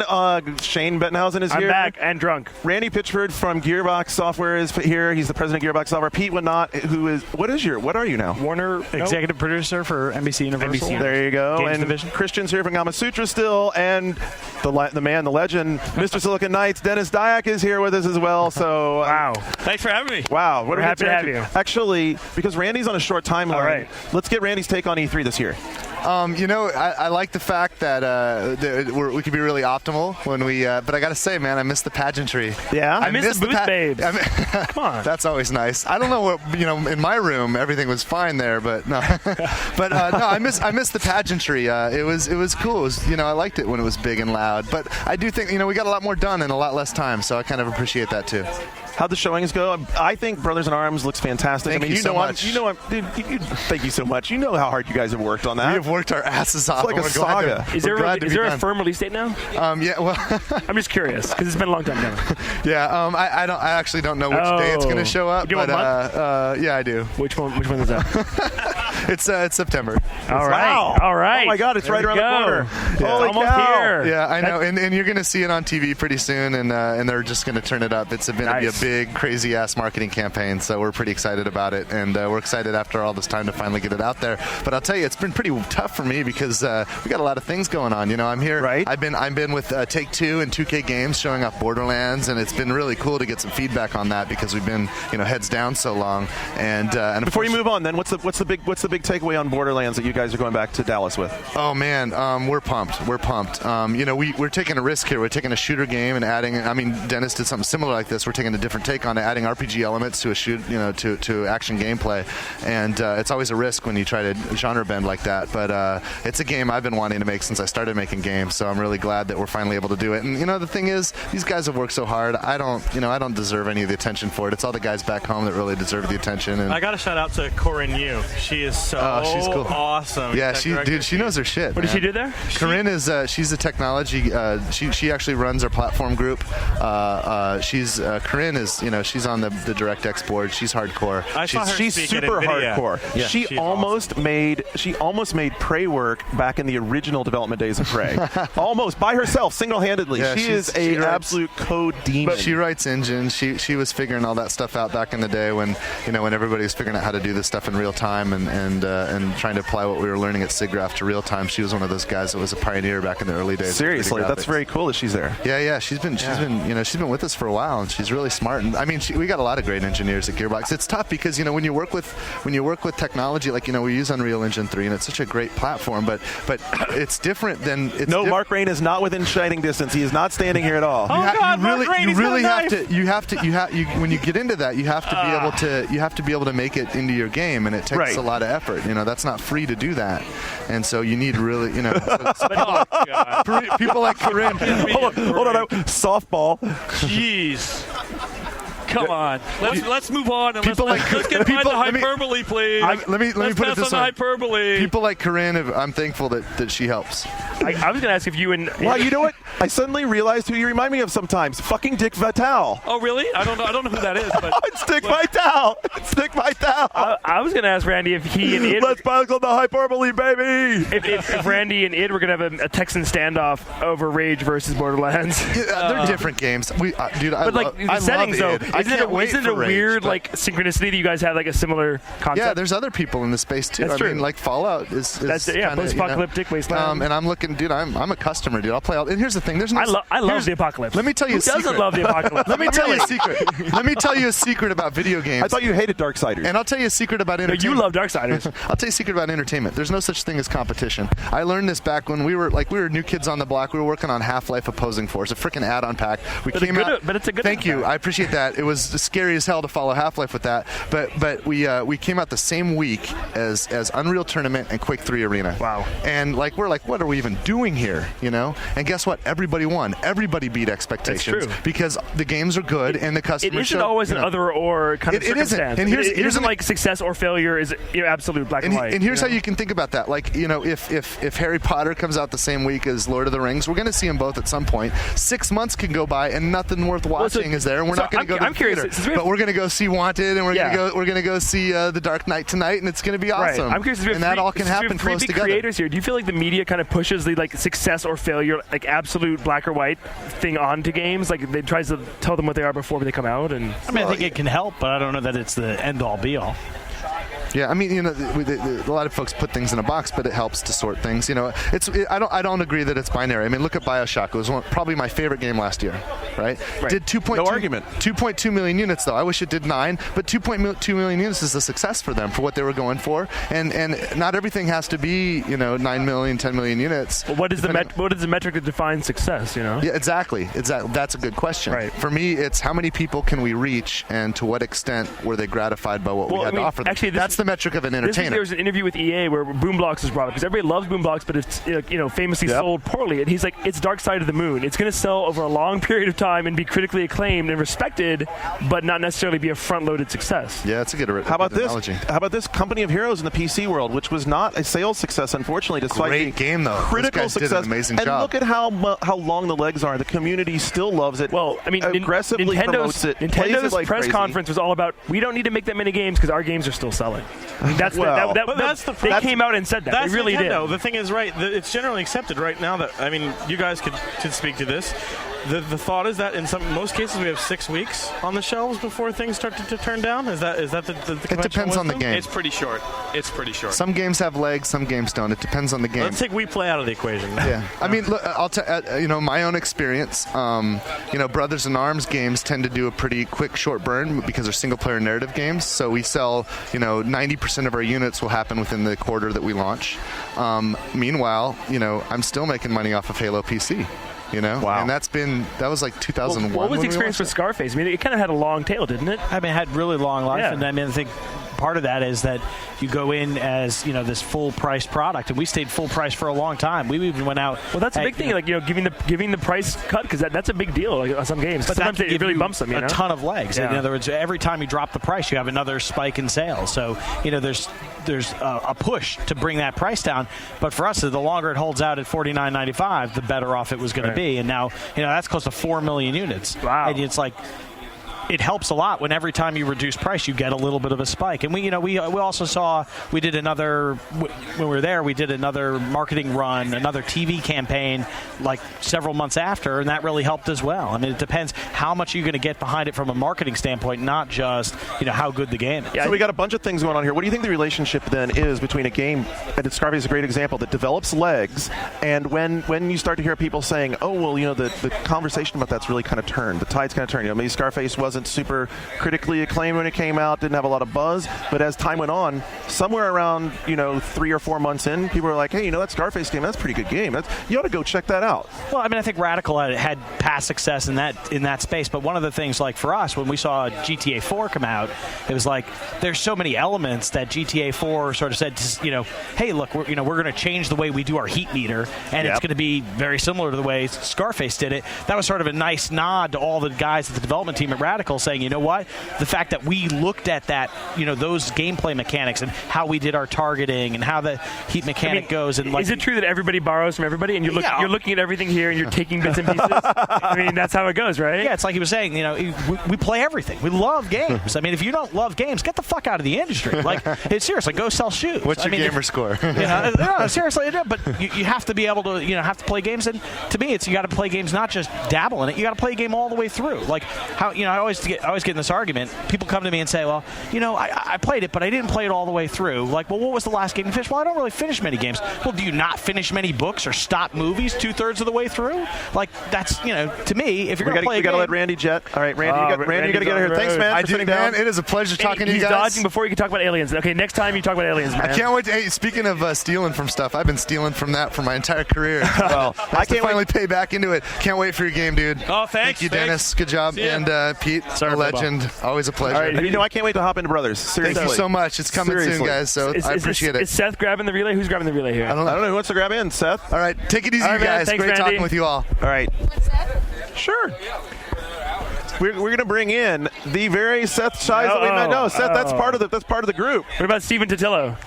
Or Patrick Klepek? We can bring in whoever. Andrew's going to N-Guy. Well, wait till N-Guy gets here. We can continue talking. Oh, come on. It's either both of us or none of us. Well, how about your erstwhile young Padawan? Patrick, going to come join us? All right, so Patrick Klepek. Okay, in the meanwhile, I got to say, we have Dennis here. Hey, David, someone took my drink. Hey, N-Guy and I get to go next. Right? Yeah, N-Guy and you are coming on next. So don't worry, we got you taken care of. All right, I didn't even get a chance to get a word in there. Dennis, your demo is out. It is out. And what is that demo? I've been here at E3. I don't even know what it is. It allows you to play. The demo just hit on Monday.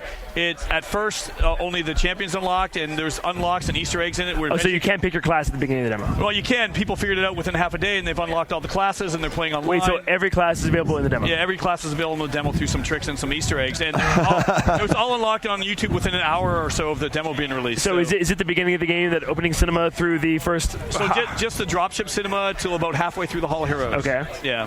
And it's been downloaded a lot, the reception has been awesome. We're really excited about it, and it's been fantastic. That's made E3 for me, quite frankly. Because I know it's a long time coming for a demo, and last time we were on the podcast, you couldn't actually say it. But I almost did. I almost did, and I had people looking at me telling me to stop.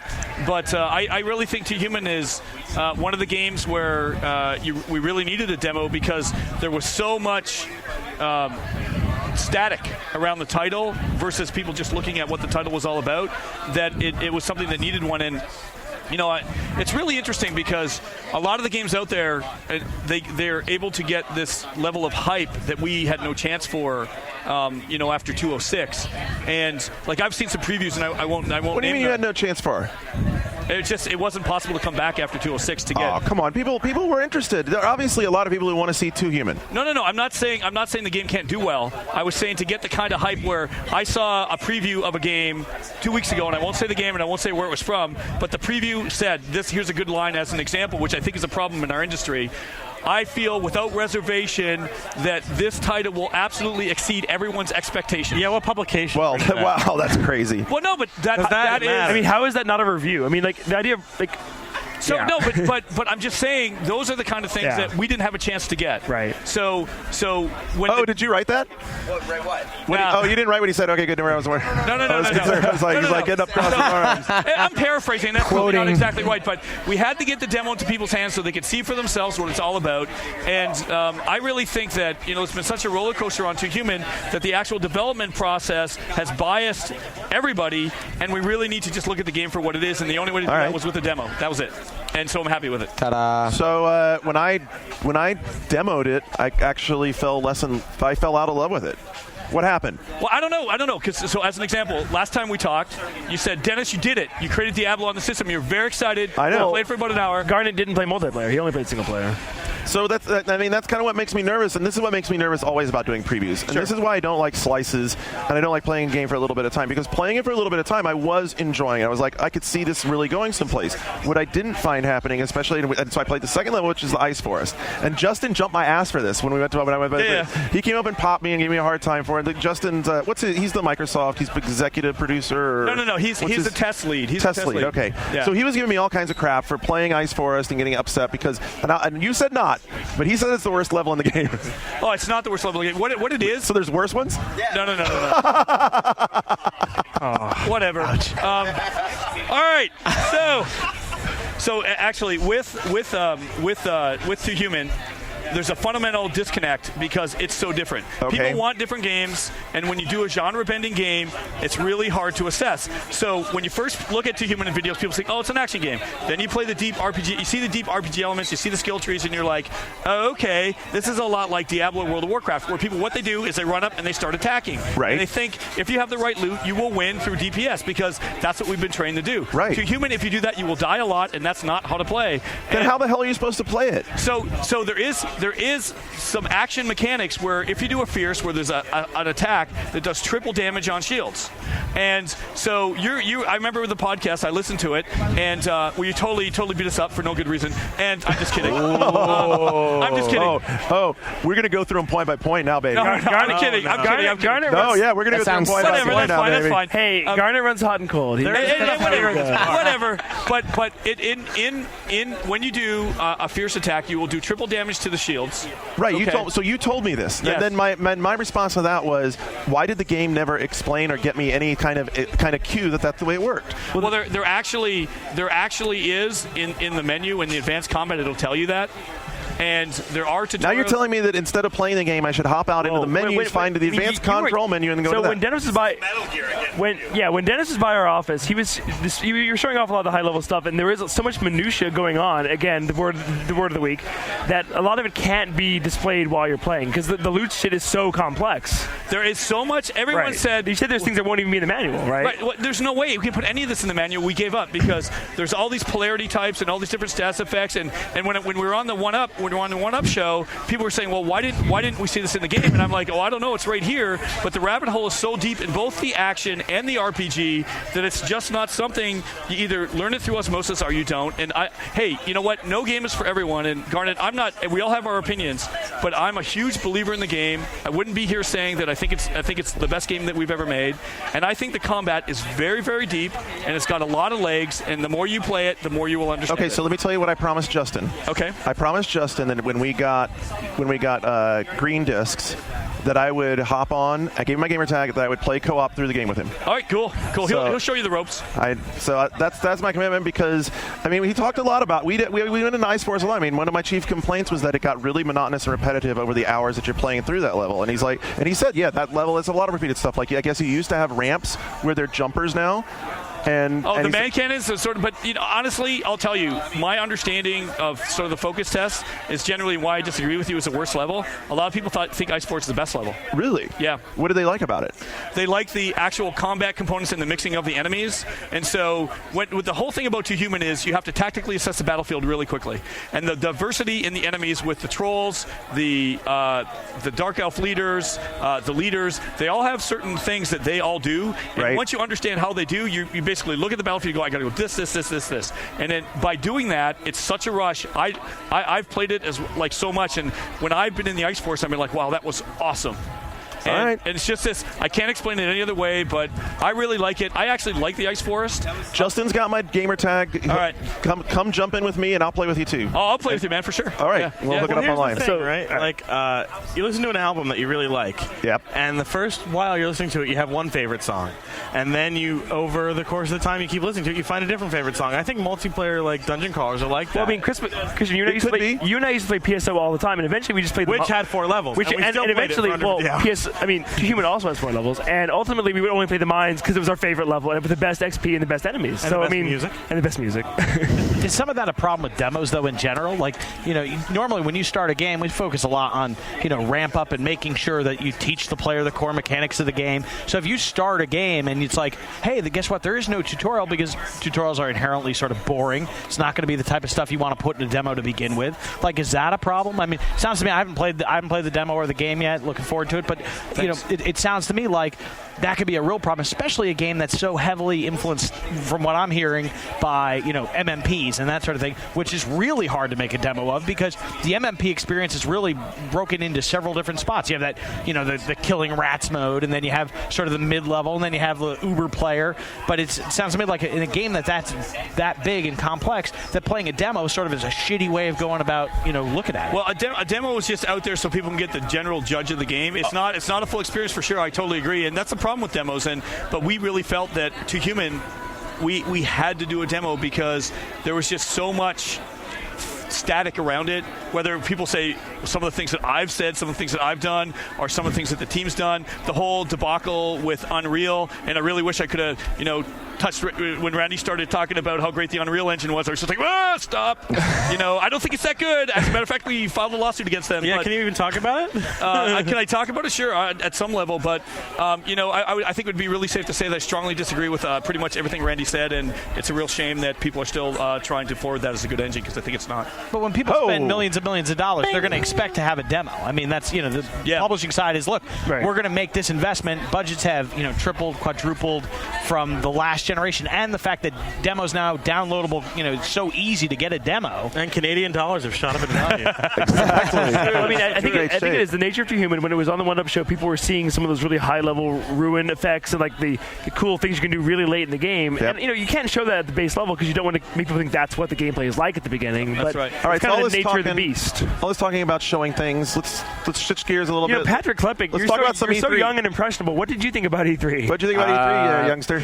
I had originally thought this was my 10th E3, and then I counted. Oh yeah, which I didn't, and then I counted. And you realize you're not even 10 years old, so it couldn't be your 10th E3. But Patrick was. I used to hate Patrick Klepek, and this is. You did. We've had this conversation before. I already made one apology to Seth, who's around. I'm fairly sure it wasn't hate. It was because you were jealous. You were very jealous of me. This is apology number 2. I'm going to apologize to you again, Patrick Klepek. I used to hate you because years ago, this is my 12th E3, and like Christian and I'm at 11. I found out. We came to E3 back when we were just like nobodies. We weren't even in the industry, and you were coming when you were like a child, 13, when you weren't even allowed to be in E3. I am only 23. You got like a special pass, like Steven Spielberg's children, to come underage to come to E3. Pink. And because of that, I hated you because when I was 13, I didn't get to go to E3. Nope. I mean, there was no E3, but I didn't get to go anyway. And then famously, I heard that you referred to the Nintendo 64 as Old Nintendo, which made me hate you even more. I dispute that, but won't say that it didn't happen. But now you are my good. I don't recall it, Patrick, but I'm not going to say I didn't say it. Now, Patrick, I apologize. I also, obviously, I respect you because I tried to save you from giving your iPhone to a tranny hooker, but you did anyway. A tranny hooker who looked like Amy Winehouse. No less. World famous story. I heard it. World famous. Great.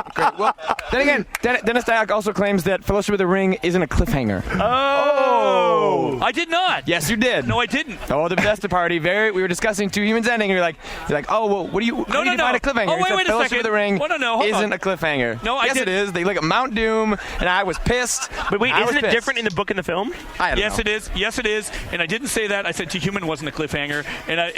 But Chris Kohler said it was. Oh yes, I know, and I strongly disagree. Superfan number one. To me, a cliffhanger is you introduce Batman and Robin, they see the Joker, and you think it's going to get resolved, and the Joker runs away, and you don't know what's going to happen. Spoilers. No spoilers here. In Two Human. Dark Knight spoiled by Dennis Dyack. Confirmed. Oh, yeah. Exactly. But in the end, in Two Human, all the stuff that you introduce at the beginning, we close at the end. And when I heard some people say it's a cliffhanger, that's one of those things about reciprocity where I can't say anything up, but I guess I can say it here. It's not a cliffhanger. Here's my question. Didn't people know that the 3-game story would not be resolved at the end of the first Apparently not. game? Shocker. Was I the only person who played .hack? Yes. But did you make it all the way to quarantine? I beat .hack completely with the same save game. Oh my fucking god. 4 volumes. I'm sorry. Holy cow. No, round of applause. That one. I'm not really sure that deserves a round of applause. It was good. It was good. You're a Peroshi. Keep telling yourself that. Christian Nutt is a Peroshi fanboy. I know it. Anyone willing to go to that link? Ubisoft is here. I know. Ubisoft is here. Ubisoft was already here. Randy Pitcher was here. We talked about Brothers in Arms. So it was sort of Ubisoft. Don't wave. It was multi-platform, multi-publisher. Anyway. You see how I distanced myself from the training hooker story? I didn't even let you talk. So what was your favorite game of E3, Patrick Klepek? And don't say Rock Band 2.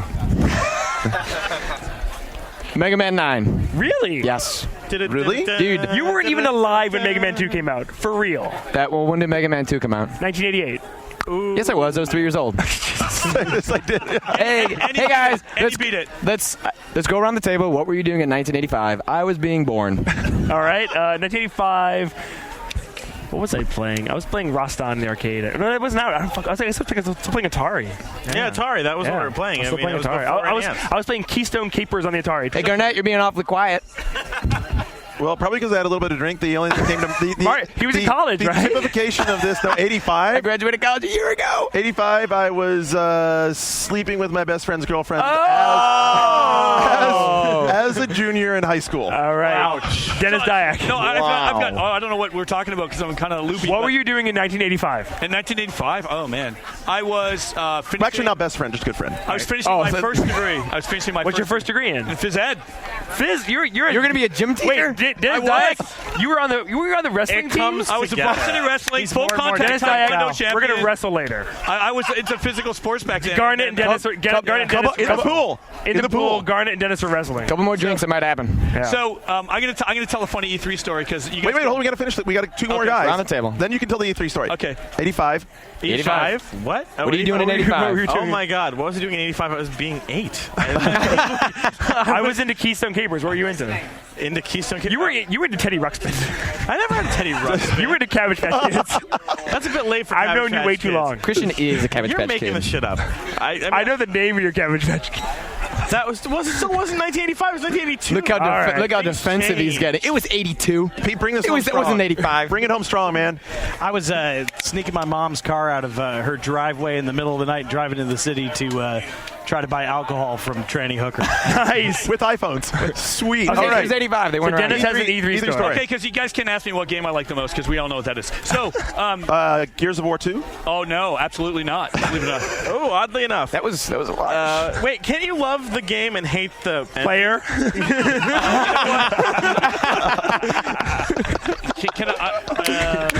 Wow. Don't hate the game, hate the player. No. So actually, I haven't actually looked at it. It might be really good and whatever. But quickly moving on. Yeah, exactly. So I was going to this party. It'll be an unnamed party because I don't want to embarrass everyone. Right. It's all the way in Malibu, and so we heard about this party in Malibu. Oh, I've heard this story. Oh, okay. I've heard this story. I have not. Please continue. Oh, this is funny. Amazing story. And so we're driving down a bunch of guys and myself, and we're like 1 hour on the highway. It's really down at least an hour from our hotel, and we're like, where's this place? The cab driver's like, are you guys going to roll me? What's going on here? It's like the cab bill's way over $100 at this point. No one knows where we're going. And then eventually we go up to this. He finds the address, and we go up to this place. Did you ever see Kiss Kiss Bang Bang? Yeah. No, I've heard it's great. I've heard it's great. Really incredible. I see it. It's on my list. It's a really good movie. Anyway, in Kiss Kiss Bang Bang, there's this party that happens. There's this pool party at the beginning of the movie. And anyway, I think this is where this party was. It was really posh, really awesome. Was it up in the hills or something? Over the hills, overlooks the number one highway. You can see the ocean. And we're sitting there. I'm just going to describe this. There's a pool area in front. It's changing colors. And there's these nice sofas you can look over and you can see the water. And then there's this sort of fire pit and this round couch around us. It's like really, really cool. Nice. So anyway, everyone's drinking, having a good time, whatever. It's really sounds like Jackie fun. Treehorn should be there. It sounds like it's about to turn into Boogie Nights. Oh, it's going to get. This is wait for it. Wait for it. And so suddenly, out of nowhere, some inebriated person jumps in the water, jeans and shirts. What's his name? Sam Bishop? No. Oh. Actually, I'm pretty sure we're at the pool where I jumped in. You did jump in the pool here. 2 E3s ago. Were you there? No. This pool right here. Okay. Coffin-shaped pool we're in front of. Yeah. So we're to think, the guy's drunk. We're not thinking anything. We're talking. We're just chilling, drinking some good wine. As Roby, myself, and Rich, and we're sitting back, and then suddenly this guy takes off his pants. Whoa! And he's sitting there, and he's walking around. He's showing everyone his like kind of underwear. Kind of looks like a Speedo, and we're like, no, stop the party. And what's he do? He's a little inebriated. He says, I need to dry my pants off. So he throws them on the fire. Like on the fire. He throws it on this big fire pit. And the best part, it's not over yet though. It keeps going. So he throws them on, takes them off, and he's like really confident everything's gonna be cool. My pants are wet. Blah blah. Two or three more times we're like, oh my god. And what were the invites for this party? And then suddenly he throws it on one more time and they catch on fire. Yes. They catch on fire. And the best part of it was everyone's like, people around the fire pit were going, I can't believe your pants caught on fire. And we're like, what? So now he's stuck at a party in Malibu wearing a Speedo. Well, no, he puts his burnt pants back on. But after they've been burned. The best part is there's a couple, I guess, PR people around trying to make him feel better. And they're like, can I buy your pants for $50? Because that was the coolest thing ever. Oh, my God. And we were just wow. like, that's a PR person for you. That is such a... Patrick, what I can recall, I didn't take off my pants. Patrick, your pants have never been on fire at a party. No, they haven't. As far as I know. Not yet. Maybe tonight. Wow. So Patrick, is that the story you heard? That was the story. That was unbelievable to me. Yes. I was just like, that just made my E3. That's a good E3 story. That was worth. That was in LA. I bet you can beat that. E3 story? I bet you can beat that. One up that. Come on. Oh, I have a GDC story about two lesbians. Rock and roll, baby. Throw it out there. Throw it out there. This is the storytelling table. Back in the GDC, I believe it was the same GDC where George Clinton played the Dreamcast party. Oh, that was a good one. And so, was up on stage. And was that 99? I don't remember the year. But yeah, then I go back after that party, and everybody's, pretty blazed. So we go back to a hotel room, and we wander in, and all of a sudden it's like, hey, 2 girls walk in. All right, that's cool. Like, they put down a towel in the middle of the room, and then next thing you know, they're going at it double-ended dildos. Whoa! That's like wow, that's like Requiem for a Dream, some straight Jennifer Connelly shit. I was waiting for what's his name to be like Requiem for a wet dream. Wow.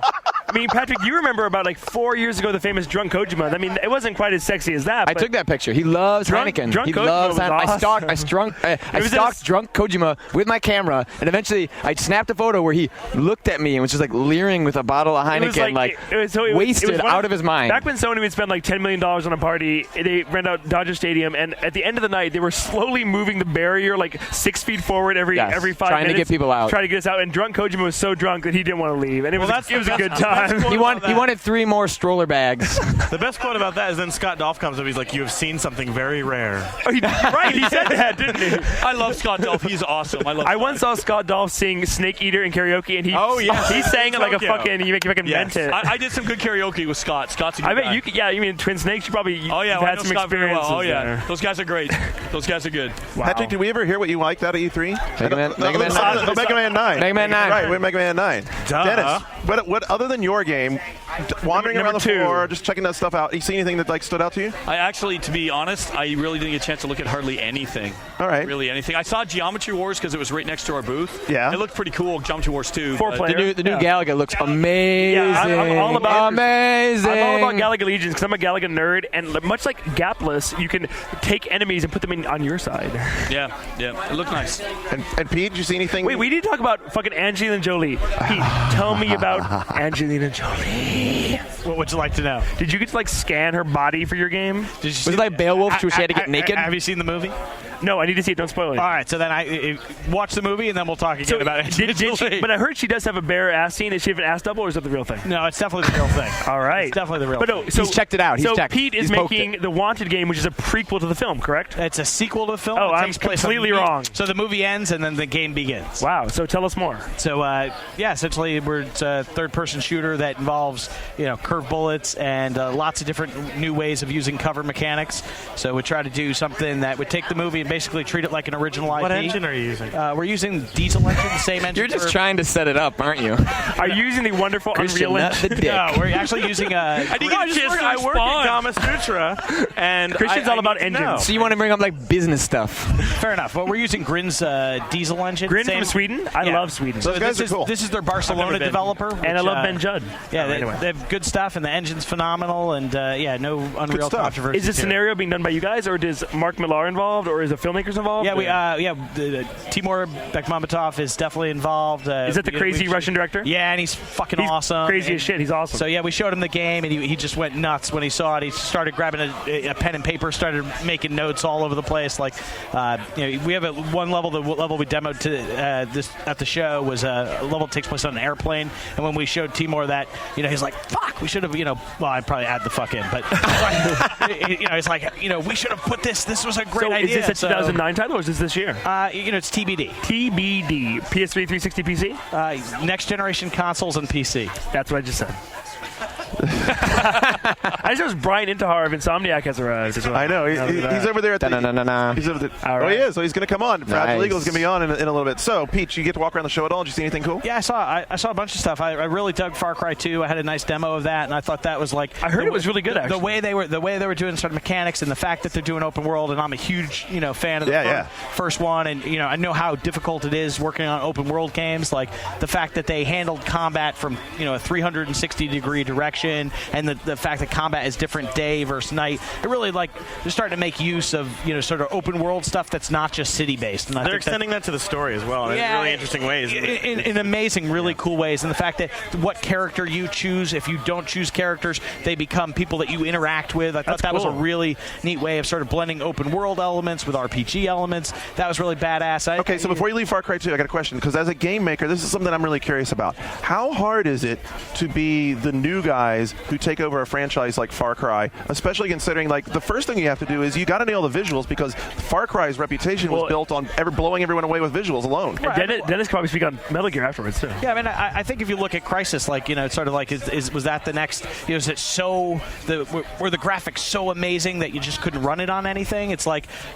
Far Cry to me goes back to just about the gameplay. And what really appealed to me about Far Cry, yeah, it had terrific visuals, but what kept me there is the fact that I could just sort of re-engineer how I attacked people and they would react differently. That's what I wanted out of another Far Cry. Didn't that game fall apart in the last third though? Well, rocket didn't aliens show up or something? Yeah. No. I mean, I think the very last two levels were extraordinarily difficult. Right. But I mean, I think if you were playing, to me the thing that fell apart about Far Cry was the story, and I think the Far Cry story for this one is actually far cooler and far more interesting. It's actually Far Cry. I can plug again. I believe tomorrow we are running an interview with Patrick Redding, who is the narrative designer on Far Cry 2, and the stuff they're trying to attempt with it is very innovative. Gamasutra.com, would that be like under features or interviews? It'll be the top feature tomorrow. You'll see it on the front page. And that's really wait. When does this get? Actually, when does this get? It's going up on Friday.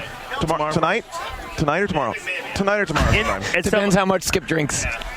Go to Gamasutra.com. We can throw him a link. Throw a link in the show notes. Okay. Get right on that, Skip. Seriously, no, they want to actually. The thing I think he just said bastard under his breath. I don't think it was under his breath. Patrick Redding was talking about how they use the Far Cry brand as a sort of Trojan horse in a sense. They know they have a built-in audience who wants to play a great shooter.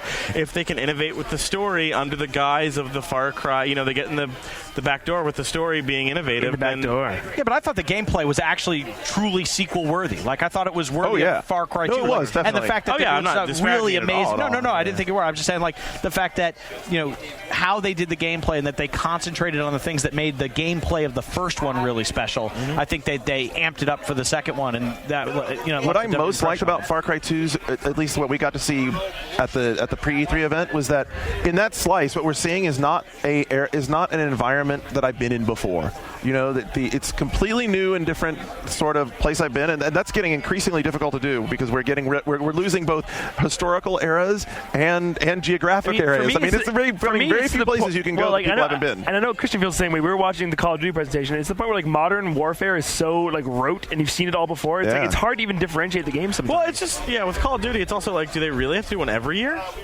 Because you have to meet expectations of Wall Street. Until you got to do one. I know that. If you're going to do a game that sells 5 million units, so you better believe Wall Street's going to demand you fucking do another. I'm curious. So you fuck up Tony Hawk. So we have Pete and Dennis. I didn't fuck up Tony Hawk. I wouldn't even imply that Tony Hawk was fucked up. Let Pete finish on other games he saw that were cool. So Far Cry 2. Yeah, what Far else? Cry 2, and I think for me, Left 4 Dead, it was something that I was. That game is phenomenal. Last year. That game is phenomenal. Talk about a game that makes me want to. I want to see it. Dude, you haven't seen it? I haven't had. No, man. I've been playing a little. What are you doing? Making a game? Dude, but the zombies run. I still want to see that. You gotta stop. You gotta start fooling around with these doctoral theses on forums and go play some games, man. Doctoral thesis. Hey, you gotta read. You gotta keep your mind fresh. But I'm a big zombie fan, and I love zombies. And as soon as I only heard about the concept, I listened to what you guys talk about on the podcast, and that's my only insight into this game. Those zombies run really fast. I mean, I think zombies are interesting, but I don't think zombies are the reason why. I was thrilled about it. It's finally co-op play, the way I want to play co-op. It's finally a reason to plug my Alienware back so it stops being like a $6,000 paperweight. It's also coming to 360. Well, I mean, I'll play it on console as well, but I mean, I'm really excited to jump in and play co-op. I think that's the sort of when you hear about co-op games, that's the kind of interaction. Well, and they really enable the co-op with you having to heal everyone. If someone gets tackled by a zombie, you have to go over and you have to shoot them off, and you can't do anything by yourself. You will fail. You will go no more than 15 feet in the game unless you are all working together in a team. If you played any game multiplayer where you play with multiple people at the same time, you always have one asshole who's fucking wandering off over there. What the fuck? Where were you? Why are you not here? And if that happens in that game, you're not going to live. Your team's screwed. You're screwed. But the nice thing that Left 4 Dead is that when you are looking around the environment, the other players that aren't immediately in your vicinity show up as green, so you can see wherever they are. As soon as someone's in trouble, you get a little icon that you turn blazing white on the screen, and you just run over and you can help them. So yeah, it's looking really, really awesome. I mean, that's what I was hoping when I first played Armia 2, and I think Armia 2 was a nice first effort on. You have to start somewhere. Great games are great because oftentimes the iteration makes them great. You try, you fail, you try again, and it's the try again part that when you hit it out, it's that's when games become awesome. Yeah, definitely. I can feel that for sure. What were you want to hit anything before we get out of here? I was about to say, to have Pete and Dennis here, like a lot of development teams are trapped in this annual cycle of having to produce a game in like 9 months.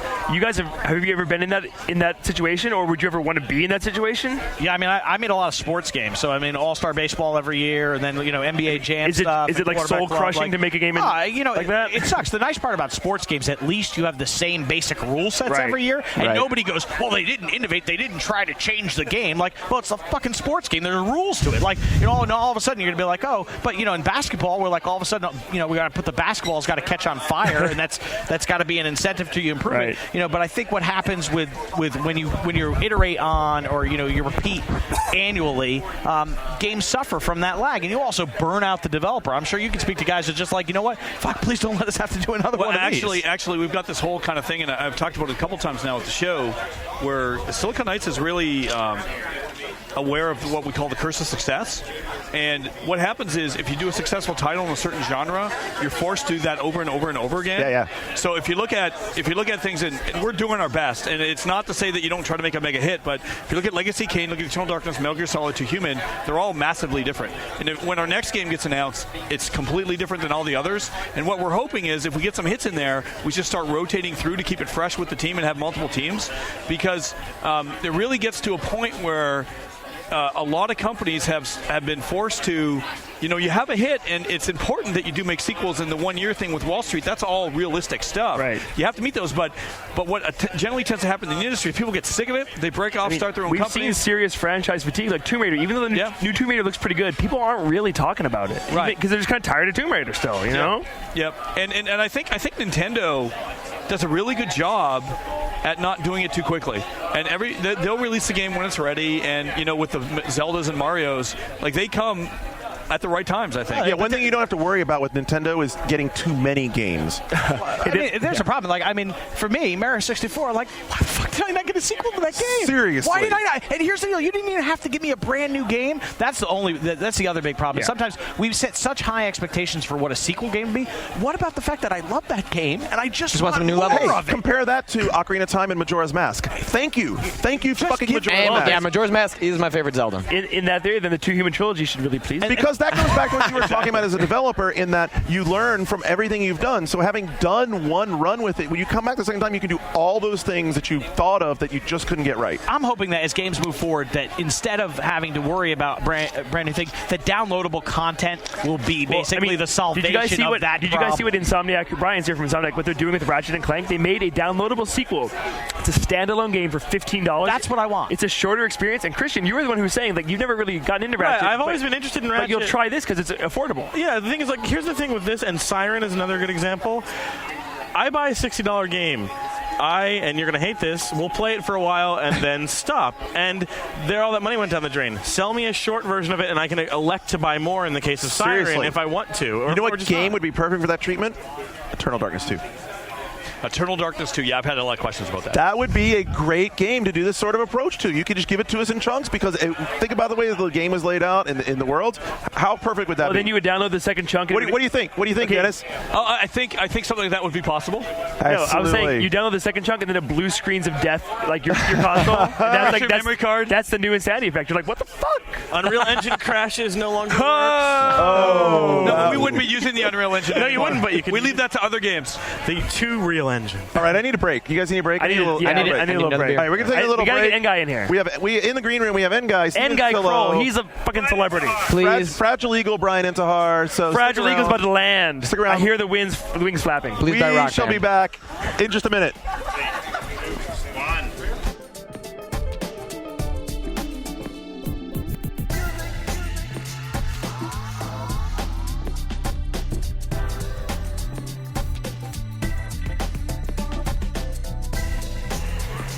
All right, this is going to be... Garnet, you were in the bathroom for an hour. The last segment. I think it's going to be the last segment. This is Garnet Lee, we're back, and the new cast sitting around the table now is Shane Benhausen. Hi. The New York team Is that a video? I was like taking a still photo. No, still photos. Fuck. You know what? I'm pissed. I can't Quick because Quick updated today, and I can't get the update to my phone. But that's a whole Twitter.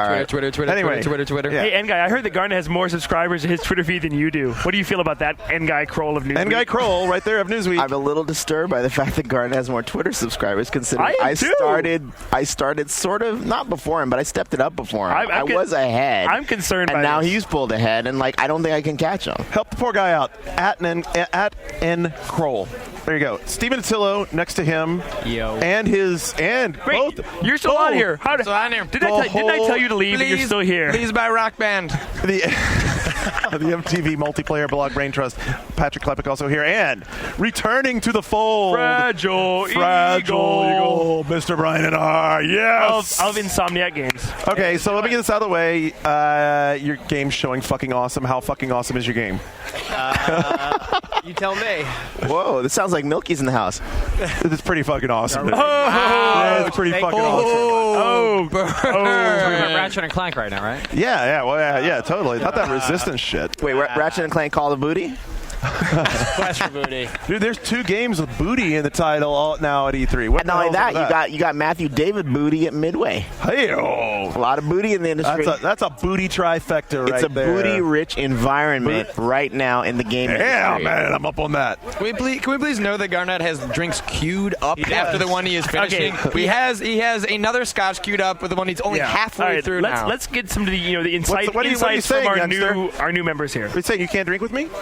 Here, look. Wait, I want N Guy, Steven, and Brian insights. All right. Let's go. Insights. Now. Not Kodak pictures. Deliver. This is not a Kodak moment. And guys, too busy twittering a picture. And go write a blog post. Wow. I take a little break from Level Up. I go to the Twitter feed, twitter.com/nkroll. 12 days is little. Oh my God. Do you Twitter when you're keeping count? Self-promotion. Do you Twitter every 10 minutes? What do you Twitter? No, it's just sort of when I observe something that's sort of interesting, I try and Twitter it. Because Garnet, we were in Vegas. He's like, I'm on the escalator. I'm like, no one cares. Wait. I do not do those. You are so full of shit. I do not do those posts. I saw it. I do not do I'm on the escalator. All right, what are you guys looking for insights on? Nor do I do I'm on the can. Resident Evil 5, N Guy. Come on. Insight. Break it down for us. Wow, Steven, why you got to break that down? Yeah, break it down. Break it down for us. Look, what do you think of these Spaniards who happen to be hanging out in the middle of the desert of Northern Africa? I don't get it. Why are they there? Wow, you guys are fortunate because I'd actually resolved not to really say anything. I turned down I've been approached for a lot of interviews in the wake of the interview that I did with Tracy John. Hey, Tracy. On MTV Multiplayer about Resident Evil 5, and obviously it got a lot of strong reaction. And one of the things that I'd sort of known beforehand, but that whole experience taught me, is that more explanation doesn't necessarily mean more understanding. And the point is not whether or not everyone agrees with me. The point is not even whether or not everyone black agrees with me. I mean, I know I did say, and that was my reaction, that no one black worked on this game. And the funny thing is I keep running into black employees at Capcom that I never met, so I guess I was wrong about that. and their head of marketing, Nike, he really plays games. He's a hardcore dude. I met him last night at Michael Pachter's party. But, what it taught me was the point was not for everyone to agree with me. I mean, no one could agree with me. That was the reaction I had to the game. But not the game. Let me clarify. Let me be clear. The trailer for the game. You said that was your gut reaction. That was my gut reaction. Which you even said in the interview with Tracy wasn't necessarily your reaction all the way through. That was your gut initial reaction. Absolutely, that was my gut reaction. And people, I've had conversations since with people on the PR side at Capcom, and I won't go into them sort of deeply, but they're sort of they're curious about my take, and they're curious about the challenges that they may face with the game. And my whole thing is I deliberately haven't sort of weighed in on subsequent trailers. I have put hands on the game, and sort of the conversations I've had with them have really been much more on the controls, because I feel like at this point, I reserved my comments. Even in the interview with Tracy, I was focused specifically on the trailer. So that said, I think I did note during the Microsoft press conference that it was about 4 zombies of non-black, non-African descent before you got to the first black zombie, even though that Takeuchi-san has been saying they haven't changed the game. And the sequence they showed, which was sort of the part where you have to snipe across an alleyway. Yep. I had played that at the Capcom event that we went to in June, and I think the racial composition of the zombies was even different than that compared to what we saw in the press conference. It was a Microsoft thing. That's carefully planned. You remember how they always have those vignettes at the beginning of people playing. But you know how that is, dude. They got it planned. Like, okay, let's see. We have Asian, and then we got to like break this Asian thing down. We got some Caucasians. But no, Garner, remember some black in there. Remember, like carefully planned. Back in May, in Spider-Man. Back in May at Captivate, I made you ask Takeuchi why they changed them, and he said, and he had an answer, and his answer was when they went on their fact-finding. When we went to Africa. They discovered other races. Right, they were impressed by how cosmopolitan the makeup was of the African Shane, you made Garnet ask that question? You asked the question. How often do you make Garnet do things? All the time. Garnet, I thought, Steven, I'll show you. Jesus. I thought this was Garnet's goddamn show. Since I've been on the podcast last week. Look, so anyway, I'll talk about controls though, because that's what I think. You're right. It's all the controls. That's how he does it. We're back on that. We've moved on. More drinks for you. No, and I think on the control side, what I said to them is something apparently, I mean, as Takeuchi said publicly, it's the same thing that Capcom PR related to me privately, is that they are, Takeuchi is a fan of Gears of War, and I believe the other game, I think, is either Halo or Call of Duty. And Call of Duty. It's Call of Duty. My concern was with the controls is that they put movement and aiming on the same set of controls, and it's hard to sort of tease apart at first when you play it, like what, and I didn't play a ton of Resident Evil 4 just because I struggled. Same control scheme. Right. But we talked about this yesterday. If they do let you move while aiming, it will break the tension of the game. Absolutely, which is and the why AI will have to change completely. Definitely, and that's where I thought about it. How did you not play very much Resident Evil 4? He was offended. Well, as a Spanish man, you were offended? No. As a zombie, you were offended. As a parasite-infested zombie from Spain.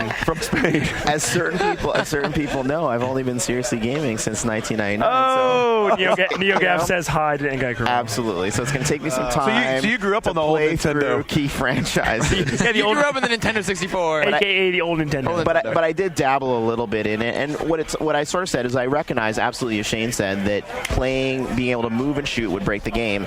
My whole thing is, why not allow Western audiences to aim on the right analog stick? Because right now the right analog stick doesn't do anything other than my mute camera adjustments, and it sounds like awkward camera adjustments. Exactly, they didn't commit to anything, but it sounds like that's going to change. So in the conversation I had with the PR person, which I'm sure he probably would prefer that remain entirely private, but I have about 3 or 4 mojitos into. And you already Twittered it anyway. I Twittered it anyway. and he's here.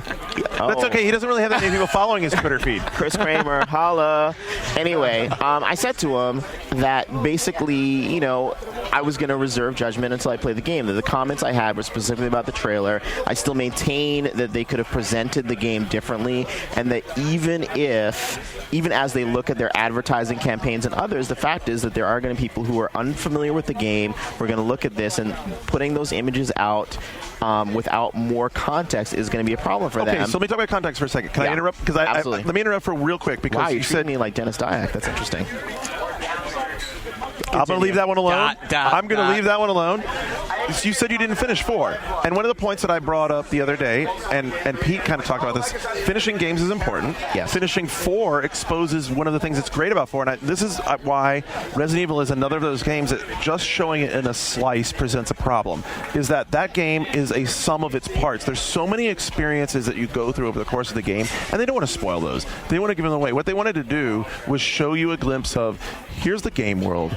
Here's how the mechanics working. Yes, it's somewhat like, it's very much like Resident Evil 4. Actually, in terms of the vertical slice here, I asked Takeuchi, why is this so much like RE4? Why am I pushing a bookshelf in front of a door? Why am I fighting a guy with a chainsaw? What did he say? He's like, we purposely calculated it to make it exactly like RE4 so you feel comfortable with it, and we wanted to show off the co-op Makes sense. AI. But I'm like, well, show me something new too, Yeah, and I think actually 4 is a bit overrated. I think that the middle chunk of it is kind of overrated. Yeah. Really? Clap, what do you clap? Yeah, see, I got people clapping for me. I think up until you get to the sea monster, it's really strong, or maybe even the giant fight, which I think is after the sea monster. But the middle part of it just I found it kind of uninteresting after a while. I thought that it kept going way longer than I thought it would, and maybe longer than it should have. But I still really enjoyed it. But it was definitely it's a very strong it felt a little stretched out in the last 3/4 for sure. I don't like the middle, but I can't stop laughing at Ed Guy. Like, Ed Guy had to get to the chips. Microphone so he could put a chip in his chips mouth. and salsa, irresistible. You should have just crunched over Steven. Irresistible. But Takeuchi, because I talked to him as well. I got a chance to talk to him on Monday, and he did say that he's open to. They're still open to looking at the control scheme and maybe re-examining it. So I mean, they're either just saying that or they may actually be looking into some of that. I mean, he also how often can you just be saying that? I mean, they've been saying that quite a lot. He said it to everybody at E3. I think who would listen. I think they're doing it. Yeah. So. Well, and you said it's going to break the game. I don't think it's going to break the game. If they change the AI of the enemies, then it won't break the game. But it involves them having to recode the AI. It also seems like the game might not all take place in Africa. I don't know how much people are talking about it. But I asked him. I said, "Is it all set in Africa?" And he's like, "Well, we're not talking about locations right now." They're big fans of Veronica, and Veronica did not take place all. You are a huge Veronica fan. I am a huge Veronica fan. I'm pretty sure. I am. I admit to that. You know, Garner, I'm pretty sure Resident Evil Code Veronica. None of it took place in Africa because it took place in Europe, and you're retarded. Hey, have you guys talked about the game? I meant that. Okay, obviously, I made a mistake there. It didn't all take place in one locale. It took place in prison, and then it took place Ryan in Antarctica. Inahar is loving this. Christ on a bike. Enjoying it. Nothing changes, does it, bitch? We talked about RE5 yesterday. I'm fucking awesome. Okay, Can we talk about RE5. I wanted to know what Stephen Totillo had. Can we talk about the game that's the opposite? What are your RE5? insights, Stephen? Can we talk about the game that's the opposite? Have you guys talked about Flower? I like Flower. Are you kidding me? I am in love with Flower. Flower is amazing. I am head over heels in love with Flower. Where the Black Orchids at, though? Oh, good point. I like how there is like a rainbow coalition of other flowers. But you know what I like about Flower? The question is, will the kids get the joke, or do they think I'm being literal? Okay, what I like about Flower, Stephen, is how it's kind of like the same concept as Flow. Yep. It's like an experience, and you just kind of go with it, and it changes as you go. And how that game company is kind of building on their previous success and just evolving it in a new way. Didn't you think it was a cross between like sort of Flower and Cloud? I thought it reminded me mostly of when I used to go to the IMAX and see nature movies, and they'd always have that bit where the camera's just kind of flying up and down over valleys, and you get a little bit of that. Is this your big idea? Because you just dropped a crazy, dope metaphor. You're the metaphor guy. No, I don't think. You got to give them your Rocky 2 metaphor later. Later. Rocky 2? Not Rocky 4? No, Rocky 2. Rocky 2 metaphor. No. But yeah, I mean, there's definitely Cloud in it, and there's definitely Flow in it. But I think, what's really compelling about it, and I don't know if people who are just playing the game will have the same reaction the first time they play it as when I did, because I'm sitting next to one of the main creators of it when Genova Chen. Yeah. And he's just amazing to talk to, and he talks about this game. He says this is like a video game poem, and he talks about how he wants people to have an emotional reaction to it, and that it's basically evocative of his 5 years in the United States. And it is right, and he talks about how he's just he would drive past windmills and fields and everything, and just like he's had these competing draws in his life to the city and to being in the countryside, and you're basically playing the dream of a flower in this game. It's just such a nice idea. So are you saying if it had been in the city as opposed to the country, I guess it's a bad analogy now, but I was going to say more like the bag dancing in American Beauty. Well, sometimes you're stretching there about it. Sometimes you're stretching. And I'm sure the kids will let me know about it. But you know what's awesome about this game is it's very abstract and metaphorical and beautiful and artistic, but Flow has sold incredibly well, especially in Europe. I've heard it's done a lot more numbers than you'd think, and Flower could reach that same audience. Well, don't forget the demo scene is coming to PlayStation Network.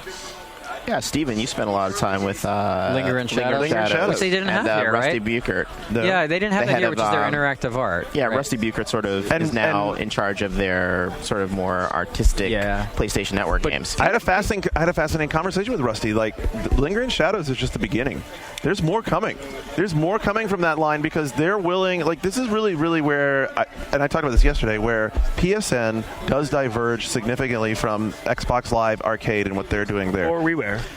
Yeah. They are really, really willing to go out on a limb. They're not going to pay the guys a lot of money. They're not paying the guys a lot of money up front. So it is a risk-reward But that's a raise in the demo scene where you do stuff for free. Right. So can I ask a question? How much did all of you Ziff guys like going to the Ubisoft booth to play Prince of Persia?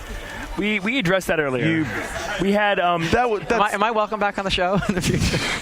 Luckily, we had someone who had seen it to talk about it. Andrew and Andy's out of here. Lasorda, you're gone. No, I played it today. I just kind of dropped into their booth and. Would you feel it's derivative of Eco? There's an eco aesthetic that shows up in just the way that, I mean, when you're seeing kind of like they focus in when you fall, instead of rewinding time in order to save yourself, it's you see the woman, Elika, is that her name? I don't know. Excelica. No, Triggerheart. Microsoft Excelica. Triggerheart. And I think it's Elika, and she kind of reaches down, and you see her hand grab your prince's hand in order to pull yourself back up, and seeing kind of like the hands clasp, which is very evocative of. Well, and she looks kind of ethereal. For the record, Garnet's not laughing at me. Garnet's on another show right now. But she looks ethereal like Yorda. Right, she's ethereal. The whole hand-holding, which is like a fundamental thing about Eco. You don't feel that is a direct homage to Yorda and Eco? I'm sure. Where did you get that? I didn't feel that way. So you do feel that way? I'm sure. I certainly feel that way. What I think the acrobatics in the game are really strong, and even though they've changed the way it works from the Prince of Persia: Sands of Time, I think they found another interesting way to go, where it's more just kind of hands off the analog stick, and it's more about time button presses, where there'll be auto runs, and then when you press the right moment, the auto running on the wall will then become a leap to another wall. So half Eco, half Zelda. Yeah, I mean, there's a little bit of that from the auto jumping. Did they show combat? It's one-on-one. Yeah, well, that's only one-on-one. That's like, no pun intended, but the double-edged sword with that. Because what I thought was really strong with the combat is that there's a lot of acrobatic moves, a number of which involve the partner character, and even things like jumping over the boss character just to get to the other side involves not only you jumping over and kind of like hitting them on the head as you jump over, but then the girl who's with you also jumping over as well. And they do a lot of really nice tandem animations that the closest I could describe it to is when you saw Ice Climbers and like Smash Brothers, and you like one of them would jump up and then the other one would pull the other one up, but you're seeing that in 3D, and that's really cool. But what I was a little worried about is that you never find more than one character on screen at a time, and so there's kind of like mini boss battles. Assassin's Creed combat was the same way. Well, you could get like a crowd of 3 characters just or something like that. Oh, okay. Oh no. Well, Assassin's Creed, now you could fight a number of characters. I thought you meant Sands of Time, because Sands of Time had a relatively small event. No, there's literally only, I believe, one character fighting Sands of Time was still groups, though. So, I mean, this is as long as we're talking about at a time. As long as we're talking about groups, did either of you play Afro Samurai? It's not playable. Did either of you check out Afro Samurai? No, but I did check out the Wii sex game. Do you want to hear about that? Oh my God. One-Up Show. It's on the One-Up Show. It's on the One-Up Show. Wii sex game. Go ahead. No, hit it. What? What, Spore? Hit it? No, sure.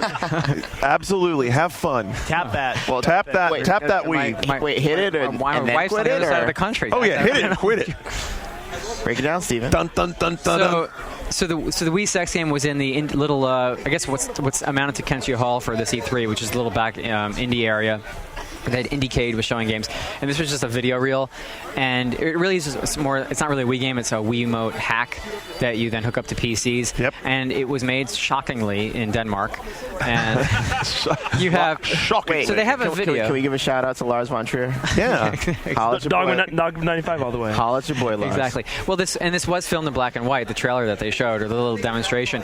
So they had even though I guess it's supposed to be a 2-person game, they did have a 3rd person there watching, so you know what that says. Isn't that how it always goes? Yes, and then I was on the other side of the screen watching. So, and what happened? By the way, are you? Well, I'm not going to. No, I'm not going to. Yeah. No, but what? I didn't smoke after it. Jizz mopper. What happened? And what did the graphics? What did the graphics look like? The graphics. There are no graphics. So it's an audio game. There are no graphics. Like not only are there no graphics, there's nothing on the screen. Yeah, there's nothing on the screen. So it's sort of like more minimalist than Sound Voyager. Basically, 2 Wiimote hacks. They showed, there was a guy playing and a woman playing, and then some dude on the couch watching them, and I guess getting into it. And you watching, and you getting into watching it. Was his hand in his pants? So each person just holds the Wii remote, and it's all audio. And what you're hearing essentially is you're hearing people have sex, and the goal their goal is for them to complete the act. They're clearly going to have to add a coin slot to the Wiimote. So the guy shakes his... Please insert another quarter. The guy shakes the Wii remote, and I'm not going to recreate the sounds that you hear. No, please, come on. Come on, Steven. No. No. Yeah, so that was a recreation? So that was... So the guy shakes the Wii remote, you hear the guy groan. The woman then shook her Wii remote, you hear the woman moan. So you're hearing these canned voice samples, and the idea is for them to get it in enough of a rhythm that the passions intensify, the audio samples intensify, and and you see them just shaking the remotes more and more vigorously. So not Rhythm Tengoku, it's Rhythm Oh Fuck You. Wow. So this is like going on. And then it's like a gray market game. It's not really going to come out. No. Yeah, this is a Wiimote hack. It's really going to come out. At the end. That was actually good. At the end of the trailer, they say this is actually a real game, and they give a URL, so people probably can already download it in, or maybe they can, and download it and sort of hack their Wiimote. You've downloaded it a long time ago, right? But I don't know. I mean, I assume, Garnet, you can play the game by yourself. Single player. I don't know. Wow. What are you trying to say about Garnet? They might add that mode for you. I don't know. So now we know. Garnet, when you play it, make sure you put the jacket on your Wii Remote first. My goodness. Well, Steven, with the Motion Plus, you can double bag it. Steven, because that's interesting that you say that. Because Steven, I always carry a jacket with my Wiimote. Wait. Because for me, I called the Wiimote the jacket the condom, and I said the Motion Plus is the butt plug. So do you? Okay, so does everybody here agree that Motion Plus is kind of a bad idea? Like, kind of. Even though it is cool, the technology is cool. Sword fighting is really cool, but splitting your user base by having a thing that only works with some games. Exactly. But don't you think they're going to find one game that they know is going to be popular and bundle it with? They showed it. One of them comes. Sorry, Brian, could you go back to not talking? Why is it only about your company, Brian? Sorry. Come on. Really? What's up with that? Come on. So basically, wait. So basically, Brian, the last time you guys looked at the Nintendos when you saw them doing spherical worlds? Okay. All right. First off, let me talk. Brian, the Wii Sports Resort Paradise coming out next spring. You're into it. Comes with one of those Wii Motion Plus. So I apologize. So basically, you go to the resort and you get a butt plug. Exactly. And seriously, an excellent point was made. Hedonism. Hedonism 3.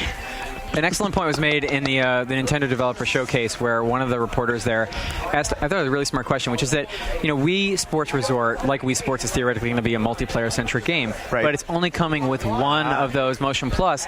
And they said, how is that going to limit the popularity and the ability to really design for multiplayer-centric games? So, like the sword fighting is a lot of fun. I wasn't too into the disc dog throwing the frisbee. That's ridiculous. I did that on Nintendogs, and that was enough. And the jet skiing, I didn't really get.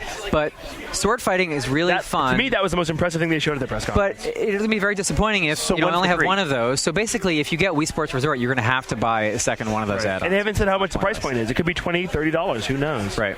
I have to say, like watching Reggie demo the wet bike thing with him, that doesn't really look that familiar. It's very awkward. According to Milky's interview, a lot of the Wave Race 64 team is working on that game, which is the guy producing the game. And Skip is saying it's awesome. It is. Yeah. It really does look awkward when you see someone doing it. No. You see it when you play it. It's good. So when you play it, it's really good, and you really get the twist of the throttle thing. Really? Yeah. It just looks. You know what I think also contributes to it looking awkward being demoed is the cable connecting the two controllers, because that's. Well, we've heard rumors of a wireless nunchuck never materialized. Wireless handlebars. But I can update you a little bit more from what Milky said, because also at the Nintendo Developers event, so the producer of Wii Sports Resort, who's also the producer of, I believe, Wii Music and Animal Crossing. So this was like his show. Iguchi? Yes. Yeah. But he was also apparently the producer of Wave Race 64. So not only are there a lot of developers, and Miyamoto said, I believe it was Miyamoto and not Iguchi, said that the jet skiing or whatever you want to call it mode in Wii Sports Resort will have more depth than Wave Race 64. Wow. Well, it's interesting that you mentioned Iguchi, because I was sitting next to him during the press conference, and he was the one. The Nintendo press conference, yeah, and he was the one sitting next to. I Twittered that they started showing the call. What's that Twitter again? What did I say? You already said what's your address? The Twitter address? Twitter/nkroll. Twitter.com/nkroll. And I said they started showing Call of Duty World at War, and I said, awkward moment. I'm sitting next to a Nintendo of Japan exec.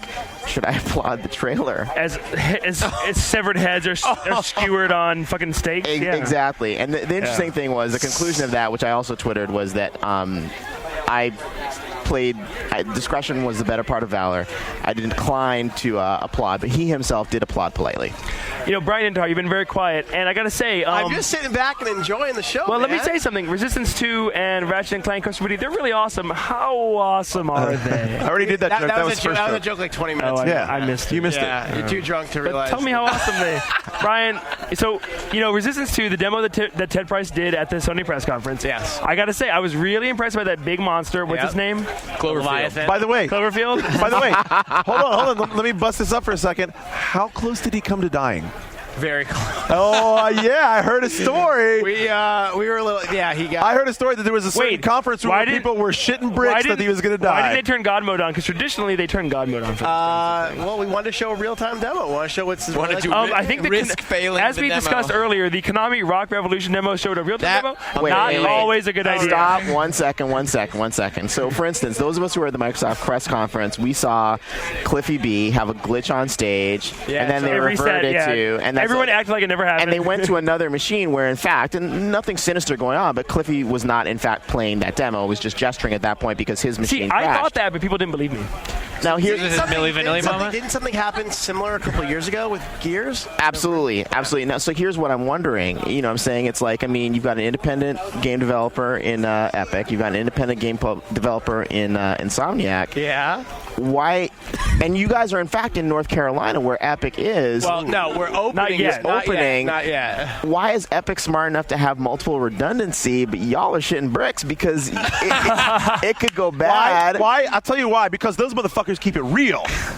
What happened? That's the truth. But he didn't die. But he didn't die. And the sad part is, it really is true because that's the way Ted rolls. Ted would never. But wait. Yeah, I'm trying to be critical, Brian. It's not that he almost died. My problem with the demo was the parts where he was walking up staircases reminded me of Medal of Honor 1. Okay. And the part where he was being thrown through, and the part where he was being thrown through breezeways, I was like, "What's happening?" I turned. I was like, "I don't understand what's happening anymore." To discuss the stairs part, the first set of stairs, when the final game, that whole building will be on fire, and so you have to actually race up before the. So you're saying collapses. that vertical slice you saw is not finished? No. Also you're saying, are you saying it's going to be more atmospheric? Because it felt sterile to me. For sure. You're going to see, and like when the Leviathan in that part actually like roars, you'll see glass shards come out. Okay. So do you think the fact that a lot of developers they polish a vertical slice until completion and show it at E3, where you guys showed something that wasn't finished? No.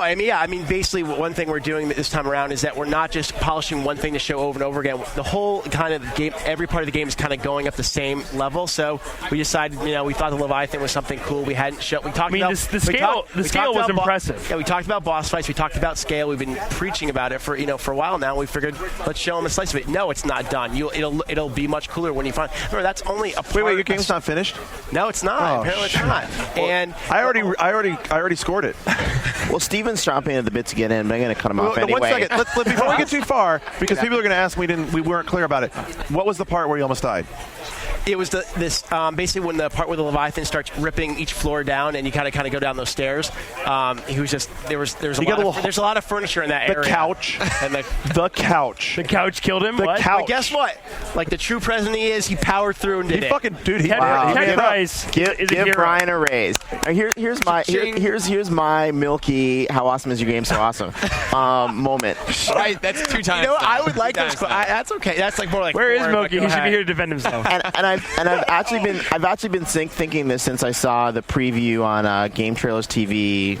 I got to say with Jeff Keighley, since his name is. We all love Jeff Keighley. Since his name is in the title of the show. Guy, babe, how you doing? The special that he did about a month or two ago. Absolutely. Yeah. And the thing I want to compliment you guys on is the Grims, and the reason is because little critters crawling around the floor, and again, I've only been gaming since 1999, which NeoGAF ferreted out through their clever investigative techniques. You get the other straw. Stop it with that shit. I've never liked, ever since Daikatana, I've never liked little critters crawling around the floor. Like in a shooter, that's not that interesting. And what I like about the Grims is they have similar types of behaviors, like pack movement, lots of them running at you really fast, but they're human sized. Yeah. I can take them out at the same level that I take out the other enemies. Love it. More of it, please. See, I actually thought that the trailer you showed was a better showcase overall than the gameplay demonstration. The Leviathan was to kind of smack you in the face. Okay, wow, they really can deliver these big boss fights. And then we want, one thing for Resistance 1, we wanted to show that we had more variety in the levels. So we showed, the Bay Area. Dude, the San Francisco level looked insane. Then we showed, Chicago, which you saw in the Leviathan. Then we also showed, some of, you saw some of Ora, California, which is in the Redwoods. And then we showed Twin Falls, Idaho, which is like this quaint town that's been overrun by Twin Falls was cool. The alleyways with the grand, that was cool. That was Chicago. Oh, that's Chicago? Yeah. Dude, that's really cool. It's also paced. Really cool. It's also paced really well because I'm saying you have first the one guy that comes out. Yeah. You got a couple more, and then all of a sudden it just sort of builds. And they start coming out of the alleyways, coming out of dumpsters, jumping down a couple floors. Dude, they're coming off of fire escapes. They're coming out windows. And a lot of that is benefits of mocap. A lot of we basically went really heavy duty on mocap this time around. So do you guys have your own mocap studio? No, we went down to Sony San Diego, and it's cool thing is now they have this screen now that basically shows like you can if someone's doing the mocap for the Grim, you can see them as the Grim running around, so they can get more feedback. Oh, that kind of looks weird. I mean, we've done funny things where we had like the guys in the mocap doing dances with as the Chimera and stuff. Nice. Yeah. Nice. Easter eggs. You got to fill out the Blu-ray. Are we going to see that as an extra? Maybe. Is there a Ted's wait. dance? Is there $140 version that comes with a helmet for my cat? Come on. Ted doing the Soulja Boy as a Grim. We want I don't think so. a request right here from New York City. Steven, back me up on it. Sure. All right. Yeah, you got it. I'll tell Ted for sure. What did you guys think of Resistance PSP? Did you talk about that one yet? Andrew went. You saw it, yeah. Andrew loved it. You went the headset? I didn't love it. I liked it. You liked it. It's really early, right? It's really early, and I think it's unique in that those guys did a great job with the Siphon Filter titles. Yeah, the Ben team did. They were extremely not unique. Unique was obviously the wrong adjective. I think it's strong in that those guys have a great track record on PSP specifically with the Siphon Filter titles, and it's good to see Resistance branching out because there's a lot of lore there. And one of the things to me that was not disappointing, but just left me wanting more, but not necessarily in a good, there's that whole leave them wanting more thing, but left me wanting more than I should have been wanting of Resistance was I wanted to know more what's going on. Totally I wanted to know more what was going on. I wanted to know who the guys, if you haven't finished Resistance, finish Resistance and watch the end scene and then go, wait, I want to know why that was never in any of this. I want to know what the hell else is going on. Well, that's the thing. I mean, we definitely are letting you behind the curtain of the story, behind Hale, why how he's fighting this Chimeran virus. I mean, there's definitely more story in this game. First of all, the first game was narrated by Rachel Parker. Yep. So I mean, that's gone. We're definitely putting you more into the scene for the cutscenes. I mean, I don't know if you guys walked by the booth and saw the opening cinematic. It's all mocap. We have this new camera technology, which was also based in Sony San Diego. We're definitely adding. Well, basically, you can move the camera in the scene. So let me ask you a question. Yeah. Where as much as you can talk about it, where is the relationship right now between the Resistance IP, you guys, and then the people developing the Ben team? Ben team. Well, I mean, we're constant communication with them of who holds the tome. I mean, I would say we do. Do you? So what's the relationship? That's what I want to know. We're the one that created Resistance. I mean, obviously, we're giving. But who holds the tome now? So when Gearbox starts, okay, good. That's good. So when Gearbox starts making what Resistance? No. I was going to drop another one in my analogies. The Halo? Test another analogy. So when Gearbox starts making Halo games after Bungie moves on to other things, I mean, what's the relationship, like Garnet said, between you guys? I mean, like in terms of do you guys get final say on things, or how does it work? Honestly, I don't really know. I mean, first of all, I'm still new to the company, so I'm still. Come on, Brian, you've been there for 5 months? 4 months. And Dude, you're rewriting all the scripts. No, I'm not. Yeah, I heard you are. No, I'm not. I heard you're rewriting all the dialogue. I'm definitely not. I take a lot of screenshots. No, but I mean, they're asking us, what do you think of what we're doing with this? Are we going in the right direction? So we're in constant communication with them of, are we getting the right tone? Is this something you guys would do? I mean, it's been a collaborative effort in terms of making sure that it's consistent with the universe, for sure. So do you think Relic would be good for Resistance Wars? So I just wanted to go. All right, let's talk about some other games. That's enough Insomniac, Brian. Brian, get off your fucking soapbox. I mean, we can talk about other stuff. I'm just curious. One game while I was there. I'm just curious. What time are we at in this podcast? I'm just whatever. Time don't matter. 2.5. We got another half hour. Is that the record? Is this a world record? No, it's not even close. So I got to say, I got to tell you this though. Like the argument has been Gears and Resistance. I watched plenty of wrap-up shows being filmed in video, and it's a really tough call. It is a really tough call. But why does it have? First of all, they're one or the other. They're both going to be great games. Why the fuck are you stealing my goddamn point?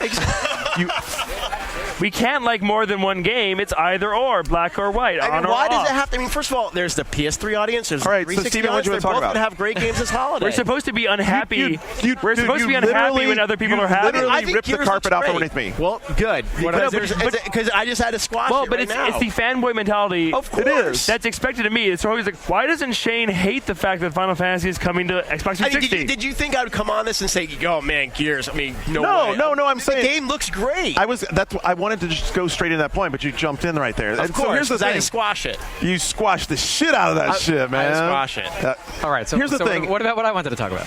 Go ahead. Yes, Steve. Go ahead. I was going to bring next some other E3 stuff, but go ahead. It's not my show. Don't worry. It's not your goddamn show anymore. It's Steven's show. You're outnumbered. Multiplayer outnumbers you today. It's true. No, they don't. There's 3 of them right here. Are you kidding me? I have Shane, Eagle, and Kroll. I'm on Steven's side. Kroll's guest editor or guest writer occasionally for multiplayer. And Andrew. I got the man on the machine. I'm on Steven's side. No, but I think. Wow. And the horse you rode in on. Steven, you better be careful before Garnet goes Bill O'Reilly and cuts the mic. Epic's on my side. I think we actually both want to do the same thing. Let's talk about more E3 games. And I don't know what you guys have been talking about this week, so I just wanted to go through a couple real fast and see if you guys have played them. Banjo-Kazooie, I thought showed much better than it showed in May. I still worry though. So the time I saw it, when you built your vehicle, I was like, okay, what am I gonna do with this? And it was just a really simple kind of traditional. Did you see the new builder? I didn't see it today. Okay, you need to see the new builder. But like, it seems like the goals you're doing were kind of like the same kind of goals you expect from old Banjo. But you're doing it with vehicles, and I think it's interesting to say, okay, well, instead of having to just be a character with a prescribed moveset, instead I can create a vehicle and can tackle this in a variety I love of ways. the graphics. I think the style, like everything's made out of other materials, is very creative. Yeah, no, that looks really good. And it's funny because I had this, and I don't know, this is a bit of an overstatement, but having played Banjo at the Microsoft event, having played Fable 2 at the Microsoft event, if you're like a Nintendo fan and you're looking for a bit of a Mario and Zelda feel, I think you get that a little bit more from the 360 this year. I kind of asked, like, I'm the guy outside, but how was Fable? Garnet loved it, yeah. I didn't get to see it. The one-button combat was pretty interesting. I mean, it turns out, I don't know if this had been explained earlier, but it's not really one-button combat, but 3-button combat with 1 button for, melee with your sword and 1 for your gun and 1 for magic. But it works pretty well. For like magic, if you hold down the magic button, you have like 5 different tiers of magic spells that you can trigger. And if you just hold it down a little bit, you'll see that you've only triggered the first tier. And let's say you set it to be the flame spell, that's the flame spell. But if you hold the button down longer, it'll go to your second magic spell that you queued up, which might be electricity or whatever. And it'll be a more powerful version of electricity than the version of magic that you fire that you just used. And you can keep tiering it up. So it's things like that where you're holding on a button, and the longer you hold it down, and the more you can get away with that, the more powerful. The tapping the sword in different ways allows you to have different sword swipes. And they have this interesting thing that they're trying to do with rhythmic combat. And I wasn't completely getting it, but partially it was because the audio situation wasn't as ideal there. But the idea is that if you're in combat with a bunch of enemies and you're doing melee with the sword and you're tapping whatever button it is for the sword, if you're tapping in a good rhythm and you're getting a number of successive hits, you start to hear a drum beat. And then if you kind of stick with that drum beat, you get more and more successful hits until it starts to go into almost these like little mini cutscenes that are actually kind of pseudo-playable. Patapon? That's cool. It's like I think it's a little bit of Patapon in there. I think that's great. I mean, it's going to sound like a weird kind of change, but like, when I watch sports movies, you guys know I'm a big sports fan. Like, it's what makes those end scenes and those boxing fights. It's the reason you cry at the end of Friday Night Lights, Brian. It's the music. I know you cry when you watch Friday Night Lights. And I think of every week. God, if they could make the music when you're in combat kind of like go with like whether it's really intense or you're almost about to lose, that could add so much drama to combat. Yeah. Well, that speaks to something else that I feel like I saw a lot at the show, whether it was Ubisoft with Prince of Persia or Midway with Mortal Kombat, was just sort of develop, or even actually Activision with the Spider-Man game, Web of Shadows, is just sort of developers starting to get really a lot better and a lot more polished and more ambitious with how they deal with the way the camera can punctuate the action and finding the controls to go along with it. So I didn't get a chance to go hands-on with Web of Shadows, but just sort of I felt like the aerial combat looked fairly special. I mean, and just sort of you could see like little bits of things, and I'll probably get it wrong about where things appeared first, but for instance, like the way that there would be like whatever you were locked onto in terms of enemies and Web of Shadows in the air, there's sort of like a little beam of light, sort of vertical beam of light, and I sort of associate that with I forget which NBA Live it was, but when EA sort of embedded like the reflection going back and forth across the screen to sort of tell you when to shoot your free throws and things like that. In Mortal Kombat, they'll sort of come in a little closer for certain quick-time events, and so you can sort of see the action sort of punctuated. That sort of reminds me of God of War and the way they would bring in the camera for the grapple kills. And then the Prince of Persia game, which I was still sort of learning the controls. I had like a narrow, like 15-minute window to hit both that and End War before I had to go back for another demo. But again, it's just sort of the punctuation of action people sort of figure out, and that was why when sort of digress slightly, when Lee Alexander was talking about Metal Gear Solid and saying that Metal Gear Solid was, sort of an expression of games as cinema, and that kind of stuff. And I actually feel that Metal Gear borrows from like a lot of other traditions, and a lot of them are actually like very theatrical. Very filmic, yeah. Exactly. I mean, Sean Elliott, who used to be on the show, talking about radio plays in terms of Grand Theft Auto, I feel like Metal Gear definitely borrows from that and other things. But I feel like what I'm seeing now in these games is finding ways to marry cinematics and gameplay in ways that actually really reinforce both, rather than pulling you out to a cutscene or even just being QuickTime events. Well, we're touching on cinematics. Did either of you get to see Heavy Rain? Yes. Can you say anything about it? No? No? I can't say anything about it. The only thing I can say about it is what I said on my Twitter feed. Hopefully there are no Sony execs. I know they're partying in that corner. They can't hear us. But basically what I can say is that if you liked Fahrenheit/Indigo Prophecy, you will very much like Heavy Rain, because it's very much the next generation of that. And one of the things that David Cage, who's the writer-director, said during the presentation is that on Indigo Prophecy, they didn't know what they were doing. They were experimenting. Now they know what they're doing. And based on what I saw, that's very much the impression that I got. And I'm not going to predict how the game is going to perform in terms of sales. I have no idea. I don't know if it's going to sell systems. I do know that it will be a game that people are going to be talking about because it's going to impress people. Okay, let me pull a couple things out here real quickly. If you're not reading it already, Sexy Video Game Land is Lee Alexander's blog. It's fantastic stuff, and you should be reading it. It'll get you thinking about that stuff. It's terrific. Good stuff. And Lee's a fellow New Yorker. Gotta love her. Absolutely. Number 2, Fable 2, because I've been very critical of Fable 2, and I have to say that I actually was jokingly being critical of it, and Peter made me a real belief. This show changed my opinion of Fable 2 180 degrees. I'm really surprised by how much it's executing on all of the things they wanted to get done. It's really quite well done all the way across the board, from the way the character develops, from the way the dog interacts with the world and really gives you a connection to the world, from the way the story is told, from the way you have freedom to play around in the world finally, unlike in the first game. And the combat is fun. And one of the things I haven't seen executed well, and Peter did a demo, and this is kind of shameless, but Peter did a demo for us today, and it's going to be on the One Up Show, and he really pulled off one of the combos that's easy but fun, where he was mixing melee combat, ranged combat, and magic all together just by using the rhythm. And that's where it really comes into its own.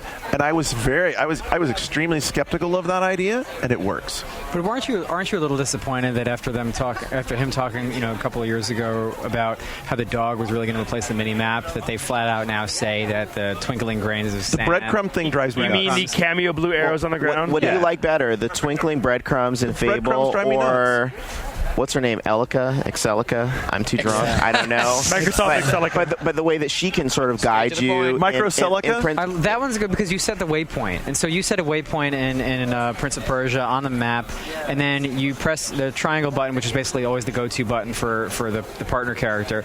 And she'll just kind of like twirl her hand in the air and sort of shoot out a beam of light in the direction you need to go. But you don't really have to go in that direction. Right. Whereas Fable, you feel like, okay, it's telling me exactly where to go, and it's literally laid out the breadcrumbs, and I'm following that direction. So I'm disappointed that they had to go there. So I confronted Peter about that, and one of the and the core component that he communicated to me was that one of the things they came across in broadening the open world nature of the game was that it was very easy to get derailed and not have a sense of what was next, actually, in my main. What was I supposed to be doing next?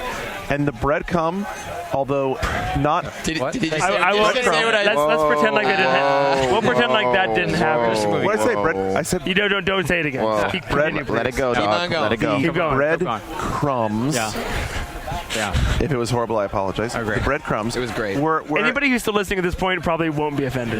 Rated I'm just putting that out there. Rated M. Hopefully they've been drinking along with everyone else. Yeah, you should be on your 12th drink by now.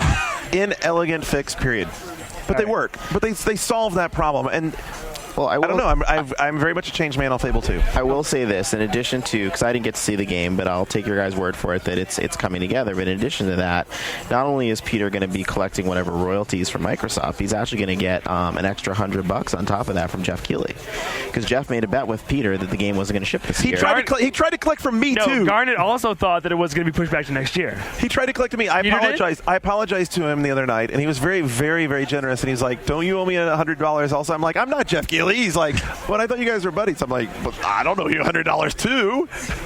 And Shane, how did you feel about Rhythm Heaven? Because I'm really bummed out because I loved it on GBA. I imported it. I think it's a fantastic game, and I was so busy I didn't actually get to. If they didn't even show it at the press conference, you wouldn't even think it was coming out. But it was at the pavilion where you could play it. I played a couple of levels. I wasn't particularly impressed. I played a lot. Did you play the Game Boy one? It is a good game. I didn't play the Game Boy one. I just played the DS one. Patrick, it really is a good game. There's a guy on the screen. You're making him scream and not scream in rhythm. I didn't really understand what I was doing. The whole idea of the game is it teaches you rhythm. So, like, if you're a white boy like me, maybe rhythm might be like a 5 out of 10. I have an afro. Dude, you got the rhythm. I got the rhythm in you. I'm not even touching that one. I don't have the ghetto pass yet. I'm working on it, but it's a good game. Trust me. It's like the beginning of The Jerk with Shane.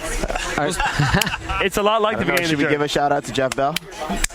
Have you seen E3? I didn't see E3. Well, I played the Game Boy event. So how would you compare it to the DS one? Like the DS one, let's put it this way, because I was very disappointed in the transition that WarioWare made from the 2 Game Boy Advance games to the DS. I was too, because WarioWare Twisted was my favorite game. Yeah, it's one of my favorite games of all time. It's a brilliant game. 10 out of 10. And what seems to this transition looks like yes, A+. This transition from Rhythm Tengoku Game Boy to Rhythm Heaven DS looks like it's going to be more successful, at least creatively, because it's ultimately about percussion. It's rhythm generated by percussion, and it is really strange and it's hard to describe, but it actually goes back to something that Brian, you were talking about before, about the idea of how when you're watching a movie and there's a dramatic fight scene and they get the music and the beats to just nail it just right, or to out myself as a WWE fan, they do amazing production. And if you ever tune into like the beginning of a Monday Night Raw, like the first minute of the show where they recap, they do a great job of putting really high energy music, and they tie the beats to like the heaviest impact of the moves. You're completely right. And what you're essentially doing, or if you think about a lot of music videos where like whether it's a rock star or a rapper or whoever, and their swagger is almost integrated into the way the music goes. So like they even will turn their head on the beat, and this becomes really satisfying to watch. And you think, wow, it must be really fun to be in a music video, because you imagine that it's almost like when Michael Jackson and Beat It is walking on the dance floor, and everything he steps, it immediately lights up, and he throws his hand out and makes a sound effect. And that's what Rhythm Tengoku is all about. It's sort of like what you do in this game immediately causes the rhythm, and moving rhythmically basically is generating this music, and it just sounds to me so good and so kind of on point. I didn't get that impression when I was playing it at all. So when you're playing it, if you're doing better, the music sounds better? No, basically I didn't get that impression at all in the 3 little. So what you're basically getting is they have a beat, right? And they're basically leaving out like one note. So if it's like a 4-note beat or whatever. I'm getting all my music terminology screwed up, and that's 4/4 time signature. Thank you. And so they might play the first 3 notes, but you're responsible for the 4th. And so they'll do one first note, second note, third note. You're supposed to do the 4th. Then they go first note, second note, third note. You do the 4th. But the way that you know that it's time to do the 4th note might be just by listening, so you could play with your eyes closed and just tap. They were telling me when I failed, they're like, stop looking at the screen. But what actually, that may not have been the best recommendation, because while you can do that, it works really well if you do look. So the crazy thing about Rhythm Heaven is that it's not like Guitar Hero. It's not like you're timing it to watching musical notes come by. You're timing it to watching a robot being assembled. And you know that every time the head is put onto the robot, you see the feet get put on for the first beat, the body for the second beat, I was tapping the arms my DS for the third, as I played along. and you tap when the head goes on, and then you create the 4th note. Then it moves on, and it's like feet, body, arms. Then you go head, feet, body, arms, head, and so head you're and part shoulders, of the, knees and toes. So you're fitting into that rhythm. It's really hard to describe, but it's definitely worth people getting their hands on and trying it out. Well, speaking of rhythm, I'm sure you guys talked about it on previous shows. I didn't get to go hands on. Who here went hands on Wii Music? Me. I did check it out. I was strolling through the floor and the pavilion, the games pavilion, which is Barker Hangar 2, and smaller than Barker Hangar. But at least it was local. At least it was local. I was just shocked that, and again, I didn't get to go hands-on. I just watched some people play and sort of saw them sort of go through it inside. It's just that I'd be surprised. I know obviously they have more time in development, but the controls are surprisingly not yet very. There's a gap in which the ease with which you can imitate multiple instruments seems very Nintendo, but the actual sort of timing and tempo and all of those things, I don't think they've yet translated it. Could you not get over the fact that you're basically pretending like you're doing something, and it's kind of just whatever you do works, and the time that you do it, and there's no losing, there's no winning. What you described there would actually be a good game. What they have right now, I don't know that it works in terms of timing. So I'm not sure what you're wanting for, because the way I think Shane just described it and the way that I understood it when I played it is that you can try to time your button presses to the music, but if you don't, it's okay. They fill the rest in for you to make it still sound good. It's just like whatever you do, I'll subscribe to the first part of your sentence. They do fill the rest in for you. Subscribe to it? As to whether or not it sounds good, no. It sounded atonal at the press conference. At the press conference, it sounded terrible. And I saw journalists or civilians playing it during the show. It did not sound good. Okay, they have work to do on that game, and based on what I saw, because obviously Miyamoto knows what he's doing, because I saw him do it on stage and I saw it privately during an interview. The guy he had doing the drums on stage saw what he knew what he was doing. What's his name? But is his last name actually Drums? Seeing other people do it. DJ Drums. Ravi Drums. He loves Robbie Drums. Ravi Drums. I went from thinking, wow, that game's going to be huge, and it might sell before people figure it out. If it were released in its current state, are you on my team? It's not ready for prime time. They have work to do. Wow. But it's weird because Amen. Because I did play it also. I walked by and played it, and I did the violin. I did the violin thing because that was one of the things they were showing there. They were very hype on, and it is exactly what it appeared to be on stage. It's pantomime. It's pantomime with some music, and at this point, it is as much pantomime with music as 2 years ago when Miyamoto was conducting the symphony. It's the same thing, except now instead of conducting a symphony, we're playing an instrument in the symphony. Gimmick will sell. I mean, it is what it is, and it is it makes you feel like you're playing 20 instruments, and that's what it does, and it does. No, but again, if it did that, I wouldn't be saying what I'm saying. I mean, again, it's like if it's not a convincing simulation. Well, it's not so much as not a convincing simulation. It has to sound good, and it. See, I think it corresponds. I played it, and I feel like it was accomplishing what it needed to. I mean, so you're saying you're a white man with rhythm, unlike Shane. Apparently, that's what I'm saying. See, I think it'll sound okay if you're one or two instruments, but the problem is when they showed 5 instruments, it's just a cacophony of nonsense. And and I only played it single player. It isn't going to sound good unless everybody's pretty good at it. I don't want to completely hate on it. The point is, in terms of the nature of the instruments, the way the different things are organized. I mean, for instance, when you look at all of the options for those of us who were able to go hands-on with Guitar Hero, and again, we can't say too much about that, but I mean, I think they have some. It's very powerful. They have some interface challenges, and I think the interface on the Wii, in terms of the way things are laid out for Wii Music, is much better. But I'm just shocked that it's not that they showed it and put it in front of people. And they'll absorb the feedback, and my gut is those guys will probably get it right in the end.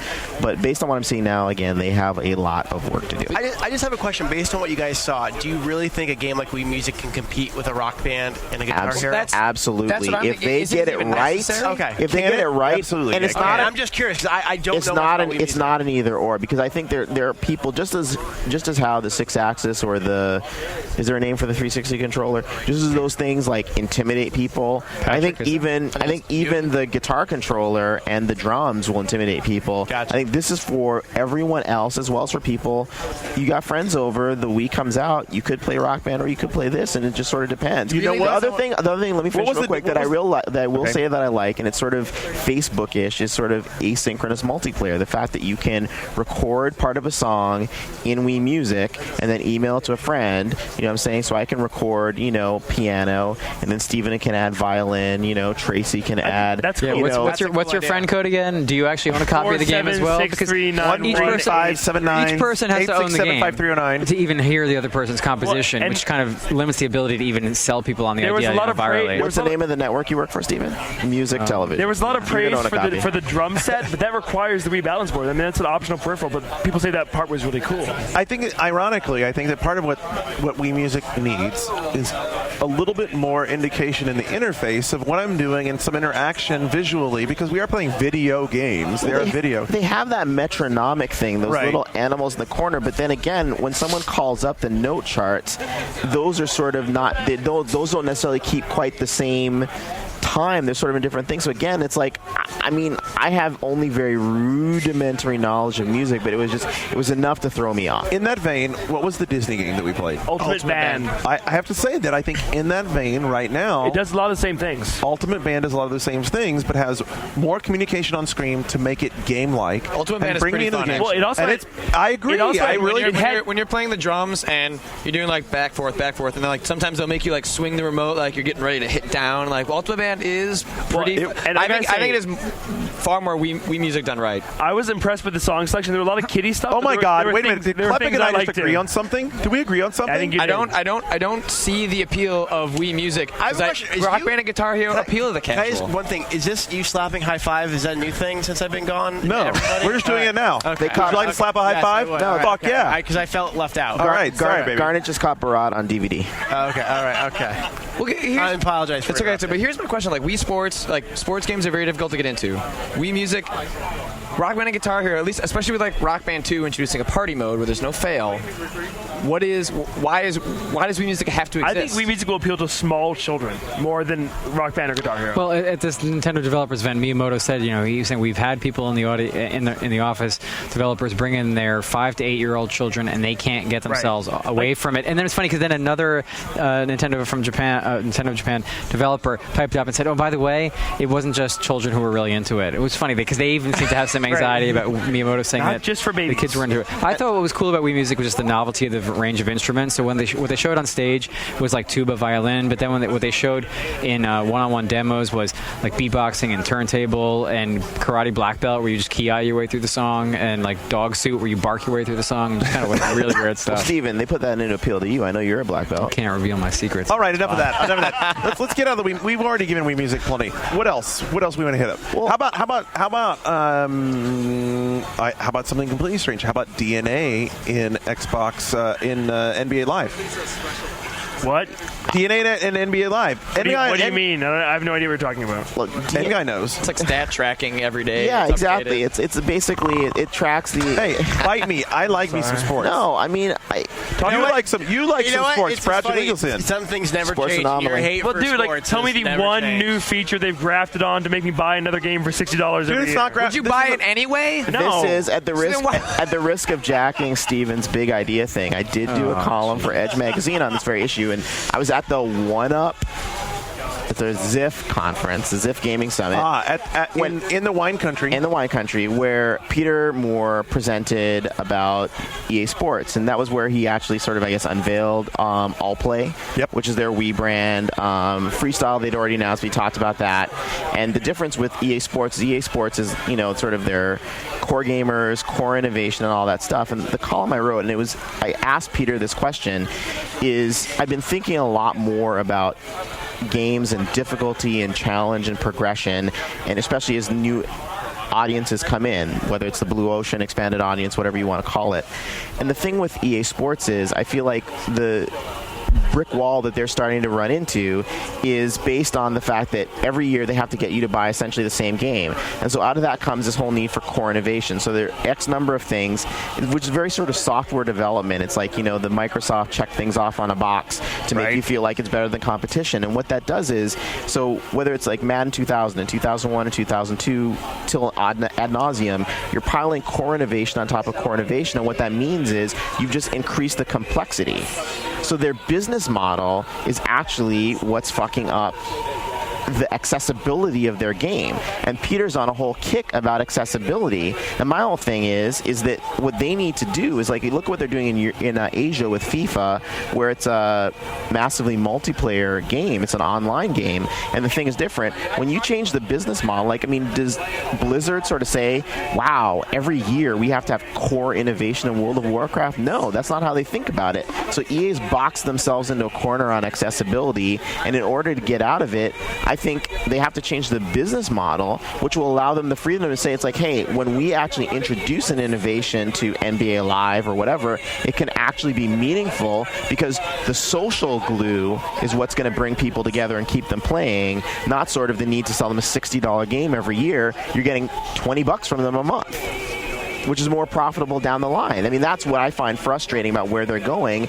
And I don't think that DNA, I don't think they've got the right visual sort of thing. I mean, you look at it. It is awkward. I don't understand it. I look at it, it's sort of weird. I was talking to a few developers about the response to that, and they were actually sort of frustrated because if your team starts doing poorly in real life, but you're doing really well in the game, you're being punished for doing well in the game, but the team's fucking up in real life. Okay, but here's the thing. There is a slice of the sports population who want it, like, you know, if, you know, say I'm a Cleveland Browns fan, and last year my team was rated 67. Right. They were effing terrible.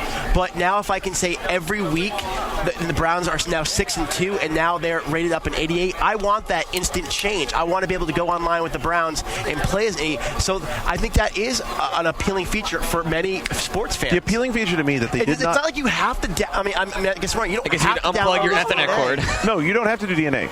So you can deny it. You can say I don't want the updates. And another thing, I know Peter has talked a lot about accessibility, and I mean, it's, you know, even though you're buying another $60 game, I looked at Madden. I've seen the features. You know, I've kept track of that.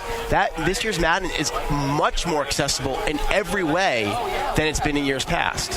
That's true. I mean, just giving you, like, literally as you walk up to the center, it says A, hike, boom. You get into the line of scrimmage. How do I juke? You don't need to remember because it's right there on screen. So they are doing things, small little things to make so they're paying attention to Gears of War? Maybe, I don't know, but it is more accessible. That's a good thing, and it's good they're thinking about it. To me, one of the features I saw that they added that's really good is the idea that, and I've seen it in presentations, not actually in games, so I don't know exactly how it works, but the idea that you can see a play that you mess up and sort of retry it from the point you messed up. That's something that I've wanted for years in Madden, because I'm the kind of guy who's like mashing. Yeah, Brian, that's a really good idea, isn't it? Matching the speed button. Oh, what is that? What is that? Running into my tacklers on running plays or my blockers. Farewell, Revelers. So let me give you another thing.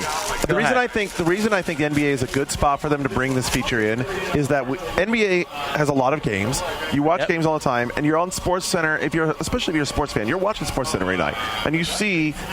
And I'm going to use the Kobe example because we're in LA. You see, Kobe went off for 50 points tonight, and you think, man, that's fucking badass. Yep. So the next day, you can, because what the thing they didn't talk about is all these stats are not downloading into your hard drive. What's happening when you're doing DNA is it's going out to the cloud, and it's grabbing those stats. Because all those stats are sitting out there on the internet, they can actually repicture any point in time in the NBA season. So if there was a great game where Kobe went nuts for 50 points and it was all threes, you can replay that game with that DNA, and he will be that hot from behind the three-point arc in the exact spots he was hot in that behind the three-point arc, and you can play out that same sort of like Kobe on a super hot streak. That's fucking cool. Yeah. That is really cool. I mean, one thing, and I mean, I know you talk to Peter a lot. I mean, have you talked to him about, you know, okay, the cost of licensing a game for the, you know, an NBA license or an NFL license, which we know they spend a lot to make that exclusive. Could they actually survive if they say, you know what, let's give our development teams 2-3 years to make a game. We're going to make it download only for a couple of years, and then in 2010, 2011, we're going to give you another disc. That's a really good question, and I mean, at the Ziff Summit, he did put up a slide that sort of talked about the expense a little bit, and basically he didn't quote numbers, but the leagues are the most expensive, and those costs are not going to come down, and I don't think those guys are going to be inclined to cut them any break. They just jack up their fees every year. So that's a really astute analysis, is that those fees alone are part of what enables it. But my guess is if they can if they can figure out how to transition to the FIFA model in Asia, and I did speak with John Riccatello, who's the CEO of the company, and they are planning to bring those models here. Again, he was very vague about it. It's not clear if it's not gonna, I doubt it's going to replace it initially. If they can bring that there, I think that's going to have a big impact, and it's honestly more money. If you can get $20 from a person a month, in 3 months, you've gotten out of them what they would pay for the box product in August for Madden. All right, it's gotten dark outside. The candles are lit around the poolside. It's very sensual. It's come to an end. E3 has come to a close, so let's do his hand up. I have a big idea. We're not going anyplace. We're going to wrap. You can do the big. You know what? Let's let you do your big idea to close the show. Is that cool? Wait, I have one piece. Let's do this. I have one little update I need to add. It didn't fit anywhere. Okay, you add your thing, and then what we're going to do is Steven gets the last games word. of the show. Okay. First off, yesterday I was talking on the podcast about how when I interviewed the FF13 producers, they talked about how in 2 weeks when they have that event in Tokyo, they're going to announce some big piece of Advent Children. Yes, and we speculated about it. Do you know anything more? I got a little bit of info on it. I don't know much, but I know allegedly, here at E3, the pendulum kind of swung to Square Enix giving favor to Xbox 360. It did? This announcement will swing the pendulum back towards the PlayStation 2. All right, there you go. Not for good or ill, but just in some form. Here we go, folks. Games of the show. I've already laid it out there for me. We're going to start right over here with Mr. Brian Intar, Resistance 2. Okay, that's done. No, actually, my game of show is being able to be part of this podcast. I can ask you a question. High fives. Dude, high fives. Okay, so I got to tell you something. I appreciate it. I got to tell you something. This is just an anecdote. I watched a lot of people playing different games in different places, and one of the games I was really interested in watching because people are down on me for hating, and I don't hate, but hating on Killzone 2. Yes. And I watched a lot of people playing Killzone 2, and look, I have eyes. It's gorgeous. It is gorgeous. The game is freaking gorgeous. To a person, everybody I watched sit down and play that still had the same troubles I've had with the controls, just not being able to get the cursor where they wanted it to, not having that, wow, I feel connected to my gun, not being able to, especially they'd pop into cover, they'd come out of cover, they'd be like fiddling around with control, getting shot, they'd pop back under cover, they'd pop back out, they still couldn't get their shot lined up. Every person 201 had that same problem. Yeah, Brian, fix that. No, I'm just saying that. It's about Killzone. It's about Killzone. You guys, what do you think? All right, Patrick, what's your game of the show? Mega Man 9. We already knew that. Steven Totillo. The best game I played for the first time at the show, measured by the game I most want to go back and play some more of. That's a bullshit answer. Game of the show. Is Flower. So that was the game that impressed me the most this week. But because I'd already played it at a pre-E3 event, I think it's the best game that was at the show, Little Big Planet. I was blown away by it. Holy shit! Oh, more high fives. High fives. That was mine from 2 segments ago. We actually, Resistance was right next to it, and seeing some of the stuff people were training was spectacular, isn't it? Yeah. Really okay, N-Guy Kroll. Why didn't you go the other way? Because Stephen just stole my answers.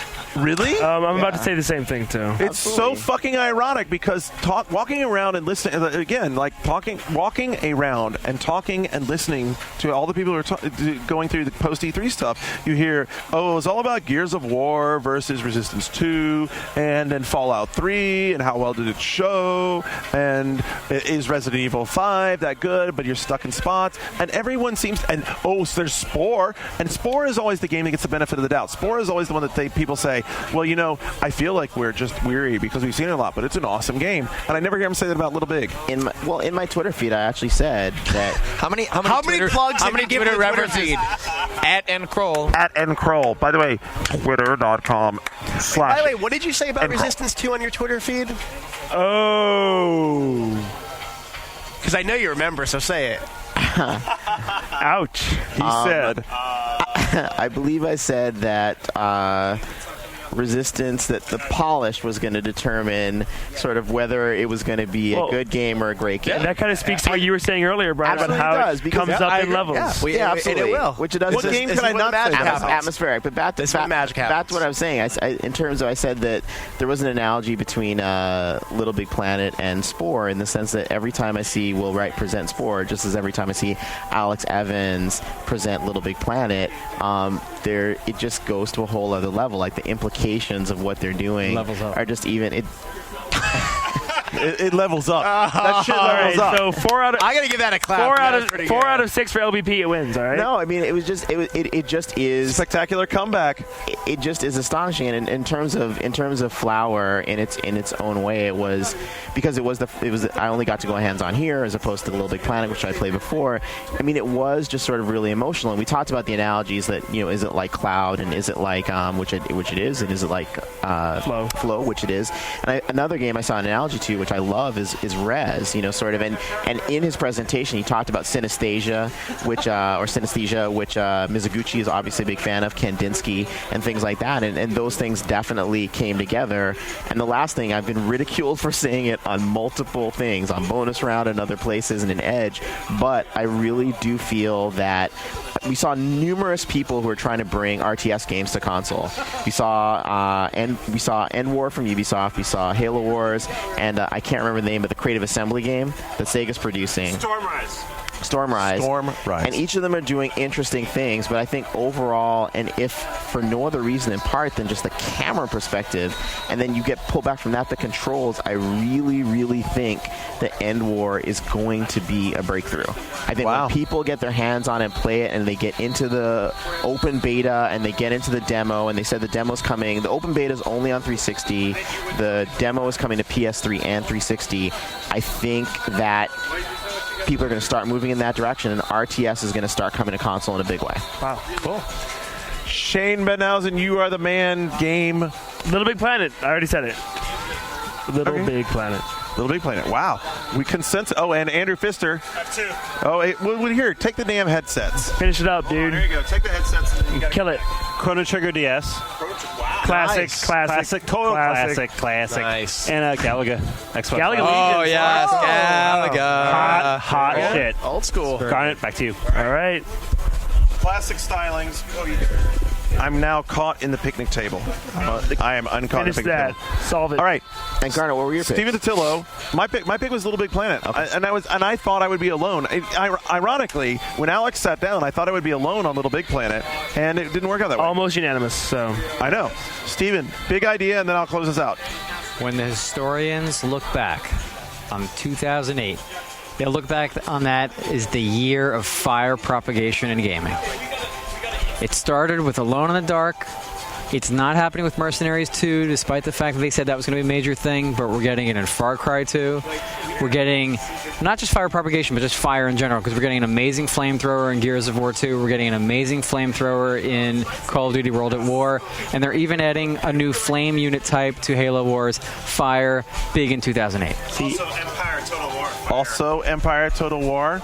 I would argue that the Drums Kit Arms Race was the other story of 2008, but I'll let you have your fire. Drums Kit Arms Race. Fire the New Water. That's what we got right here. Wow. That's it.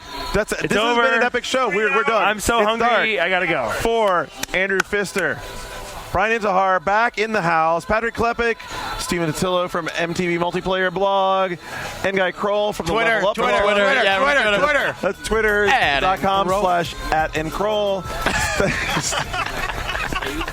Shane Bettenhausen, and all of our earlier guests. And all of the earlier guests. We love you guys. Can't wait to do E3 next year. Longest one of yours ever. If it exists. This is the Enjoy it. It's back. Last E3. Like the sports guy. Last E3. David Ellis, fist bump. We are Ghost.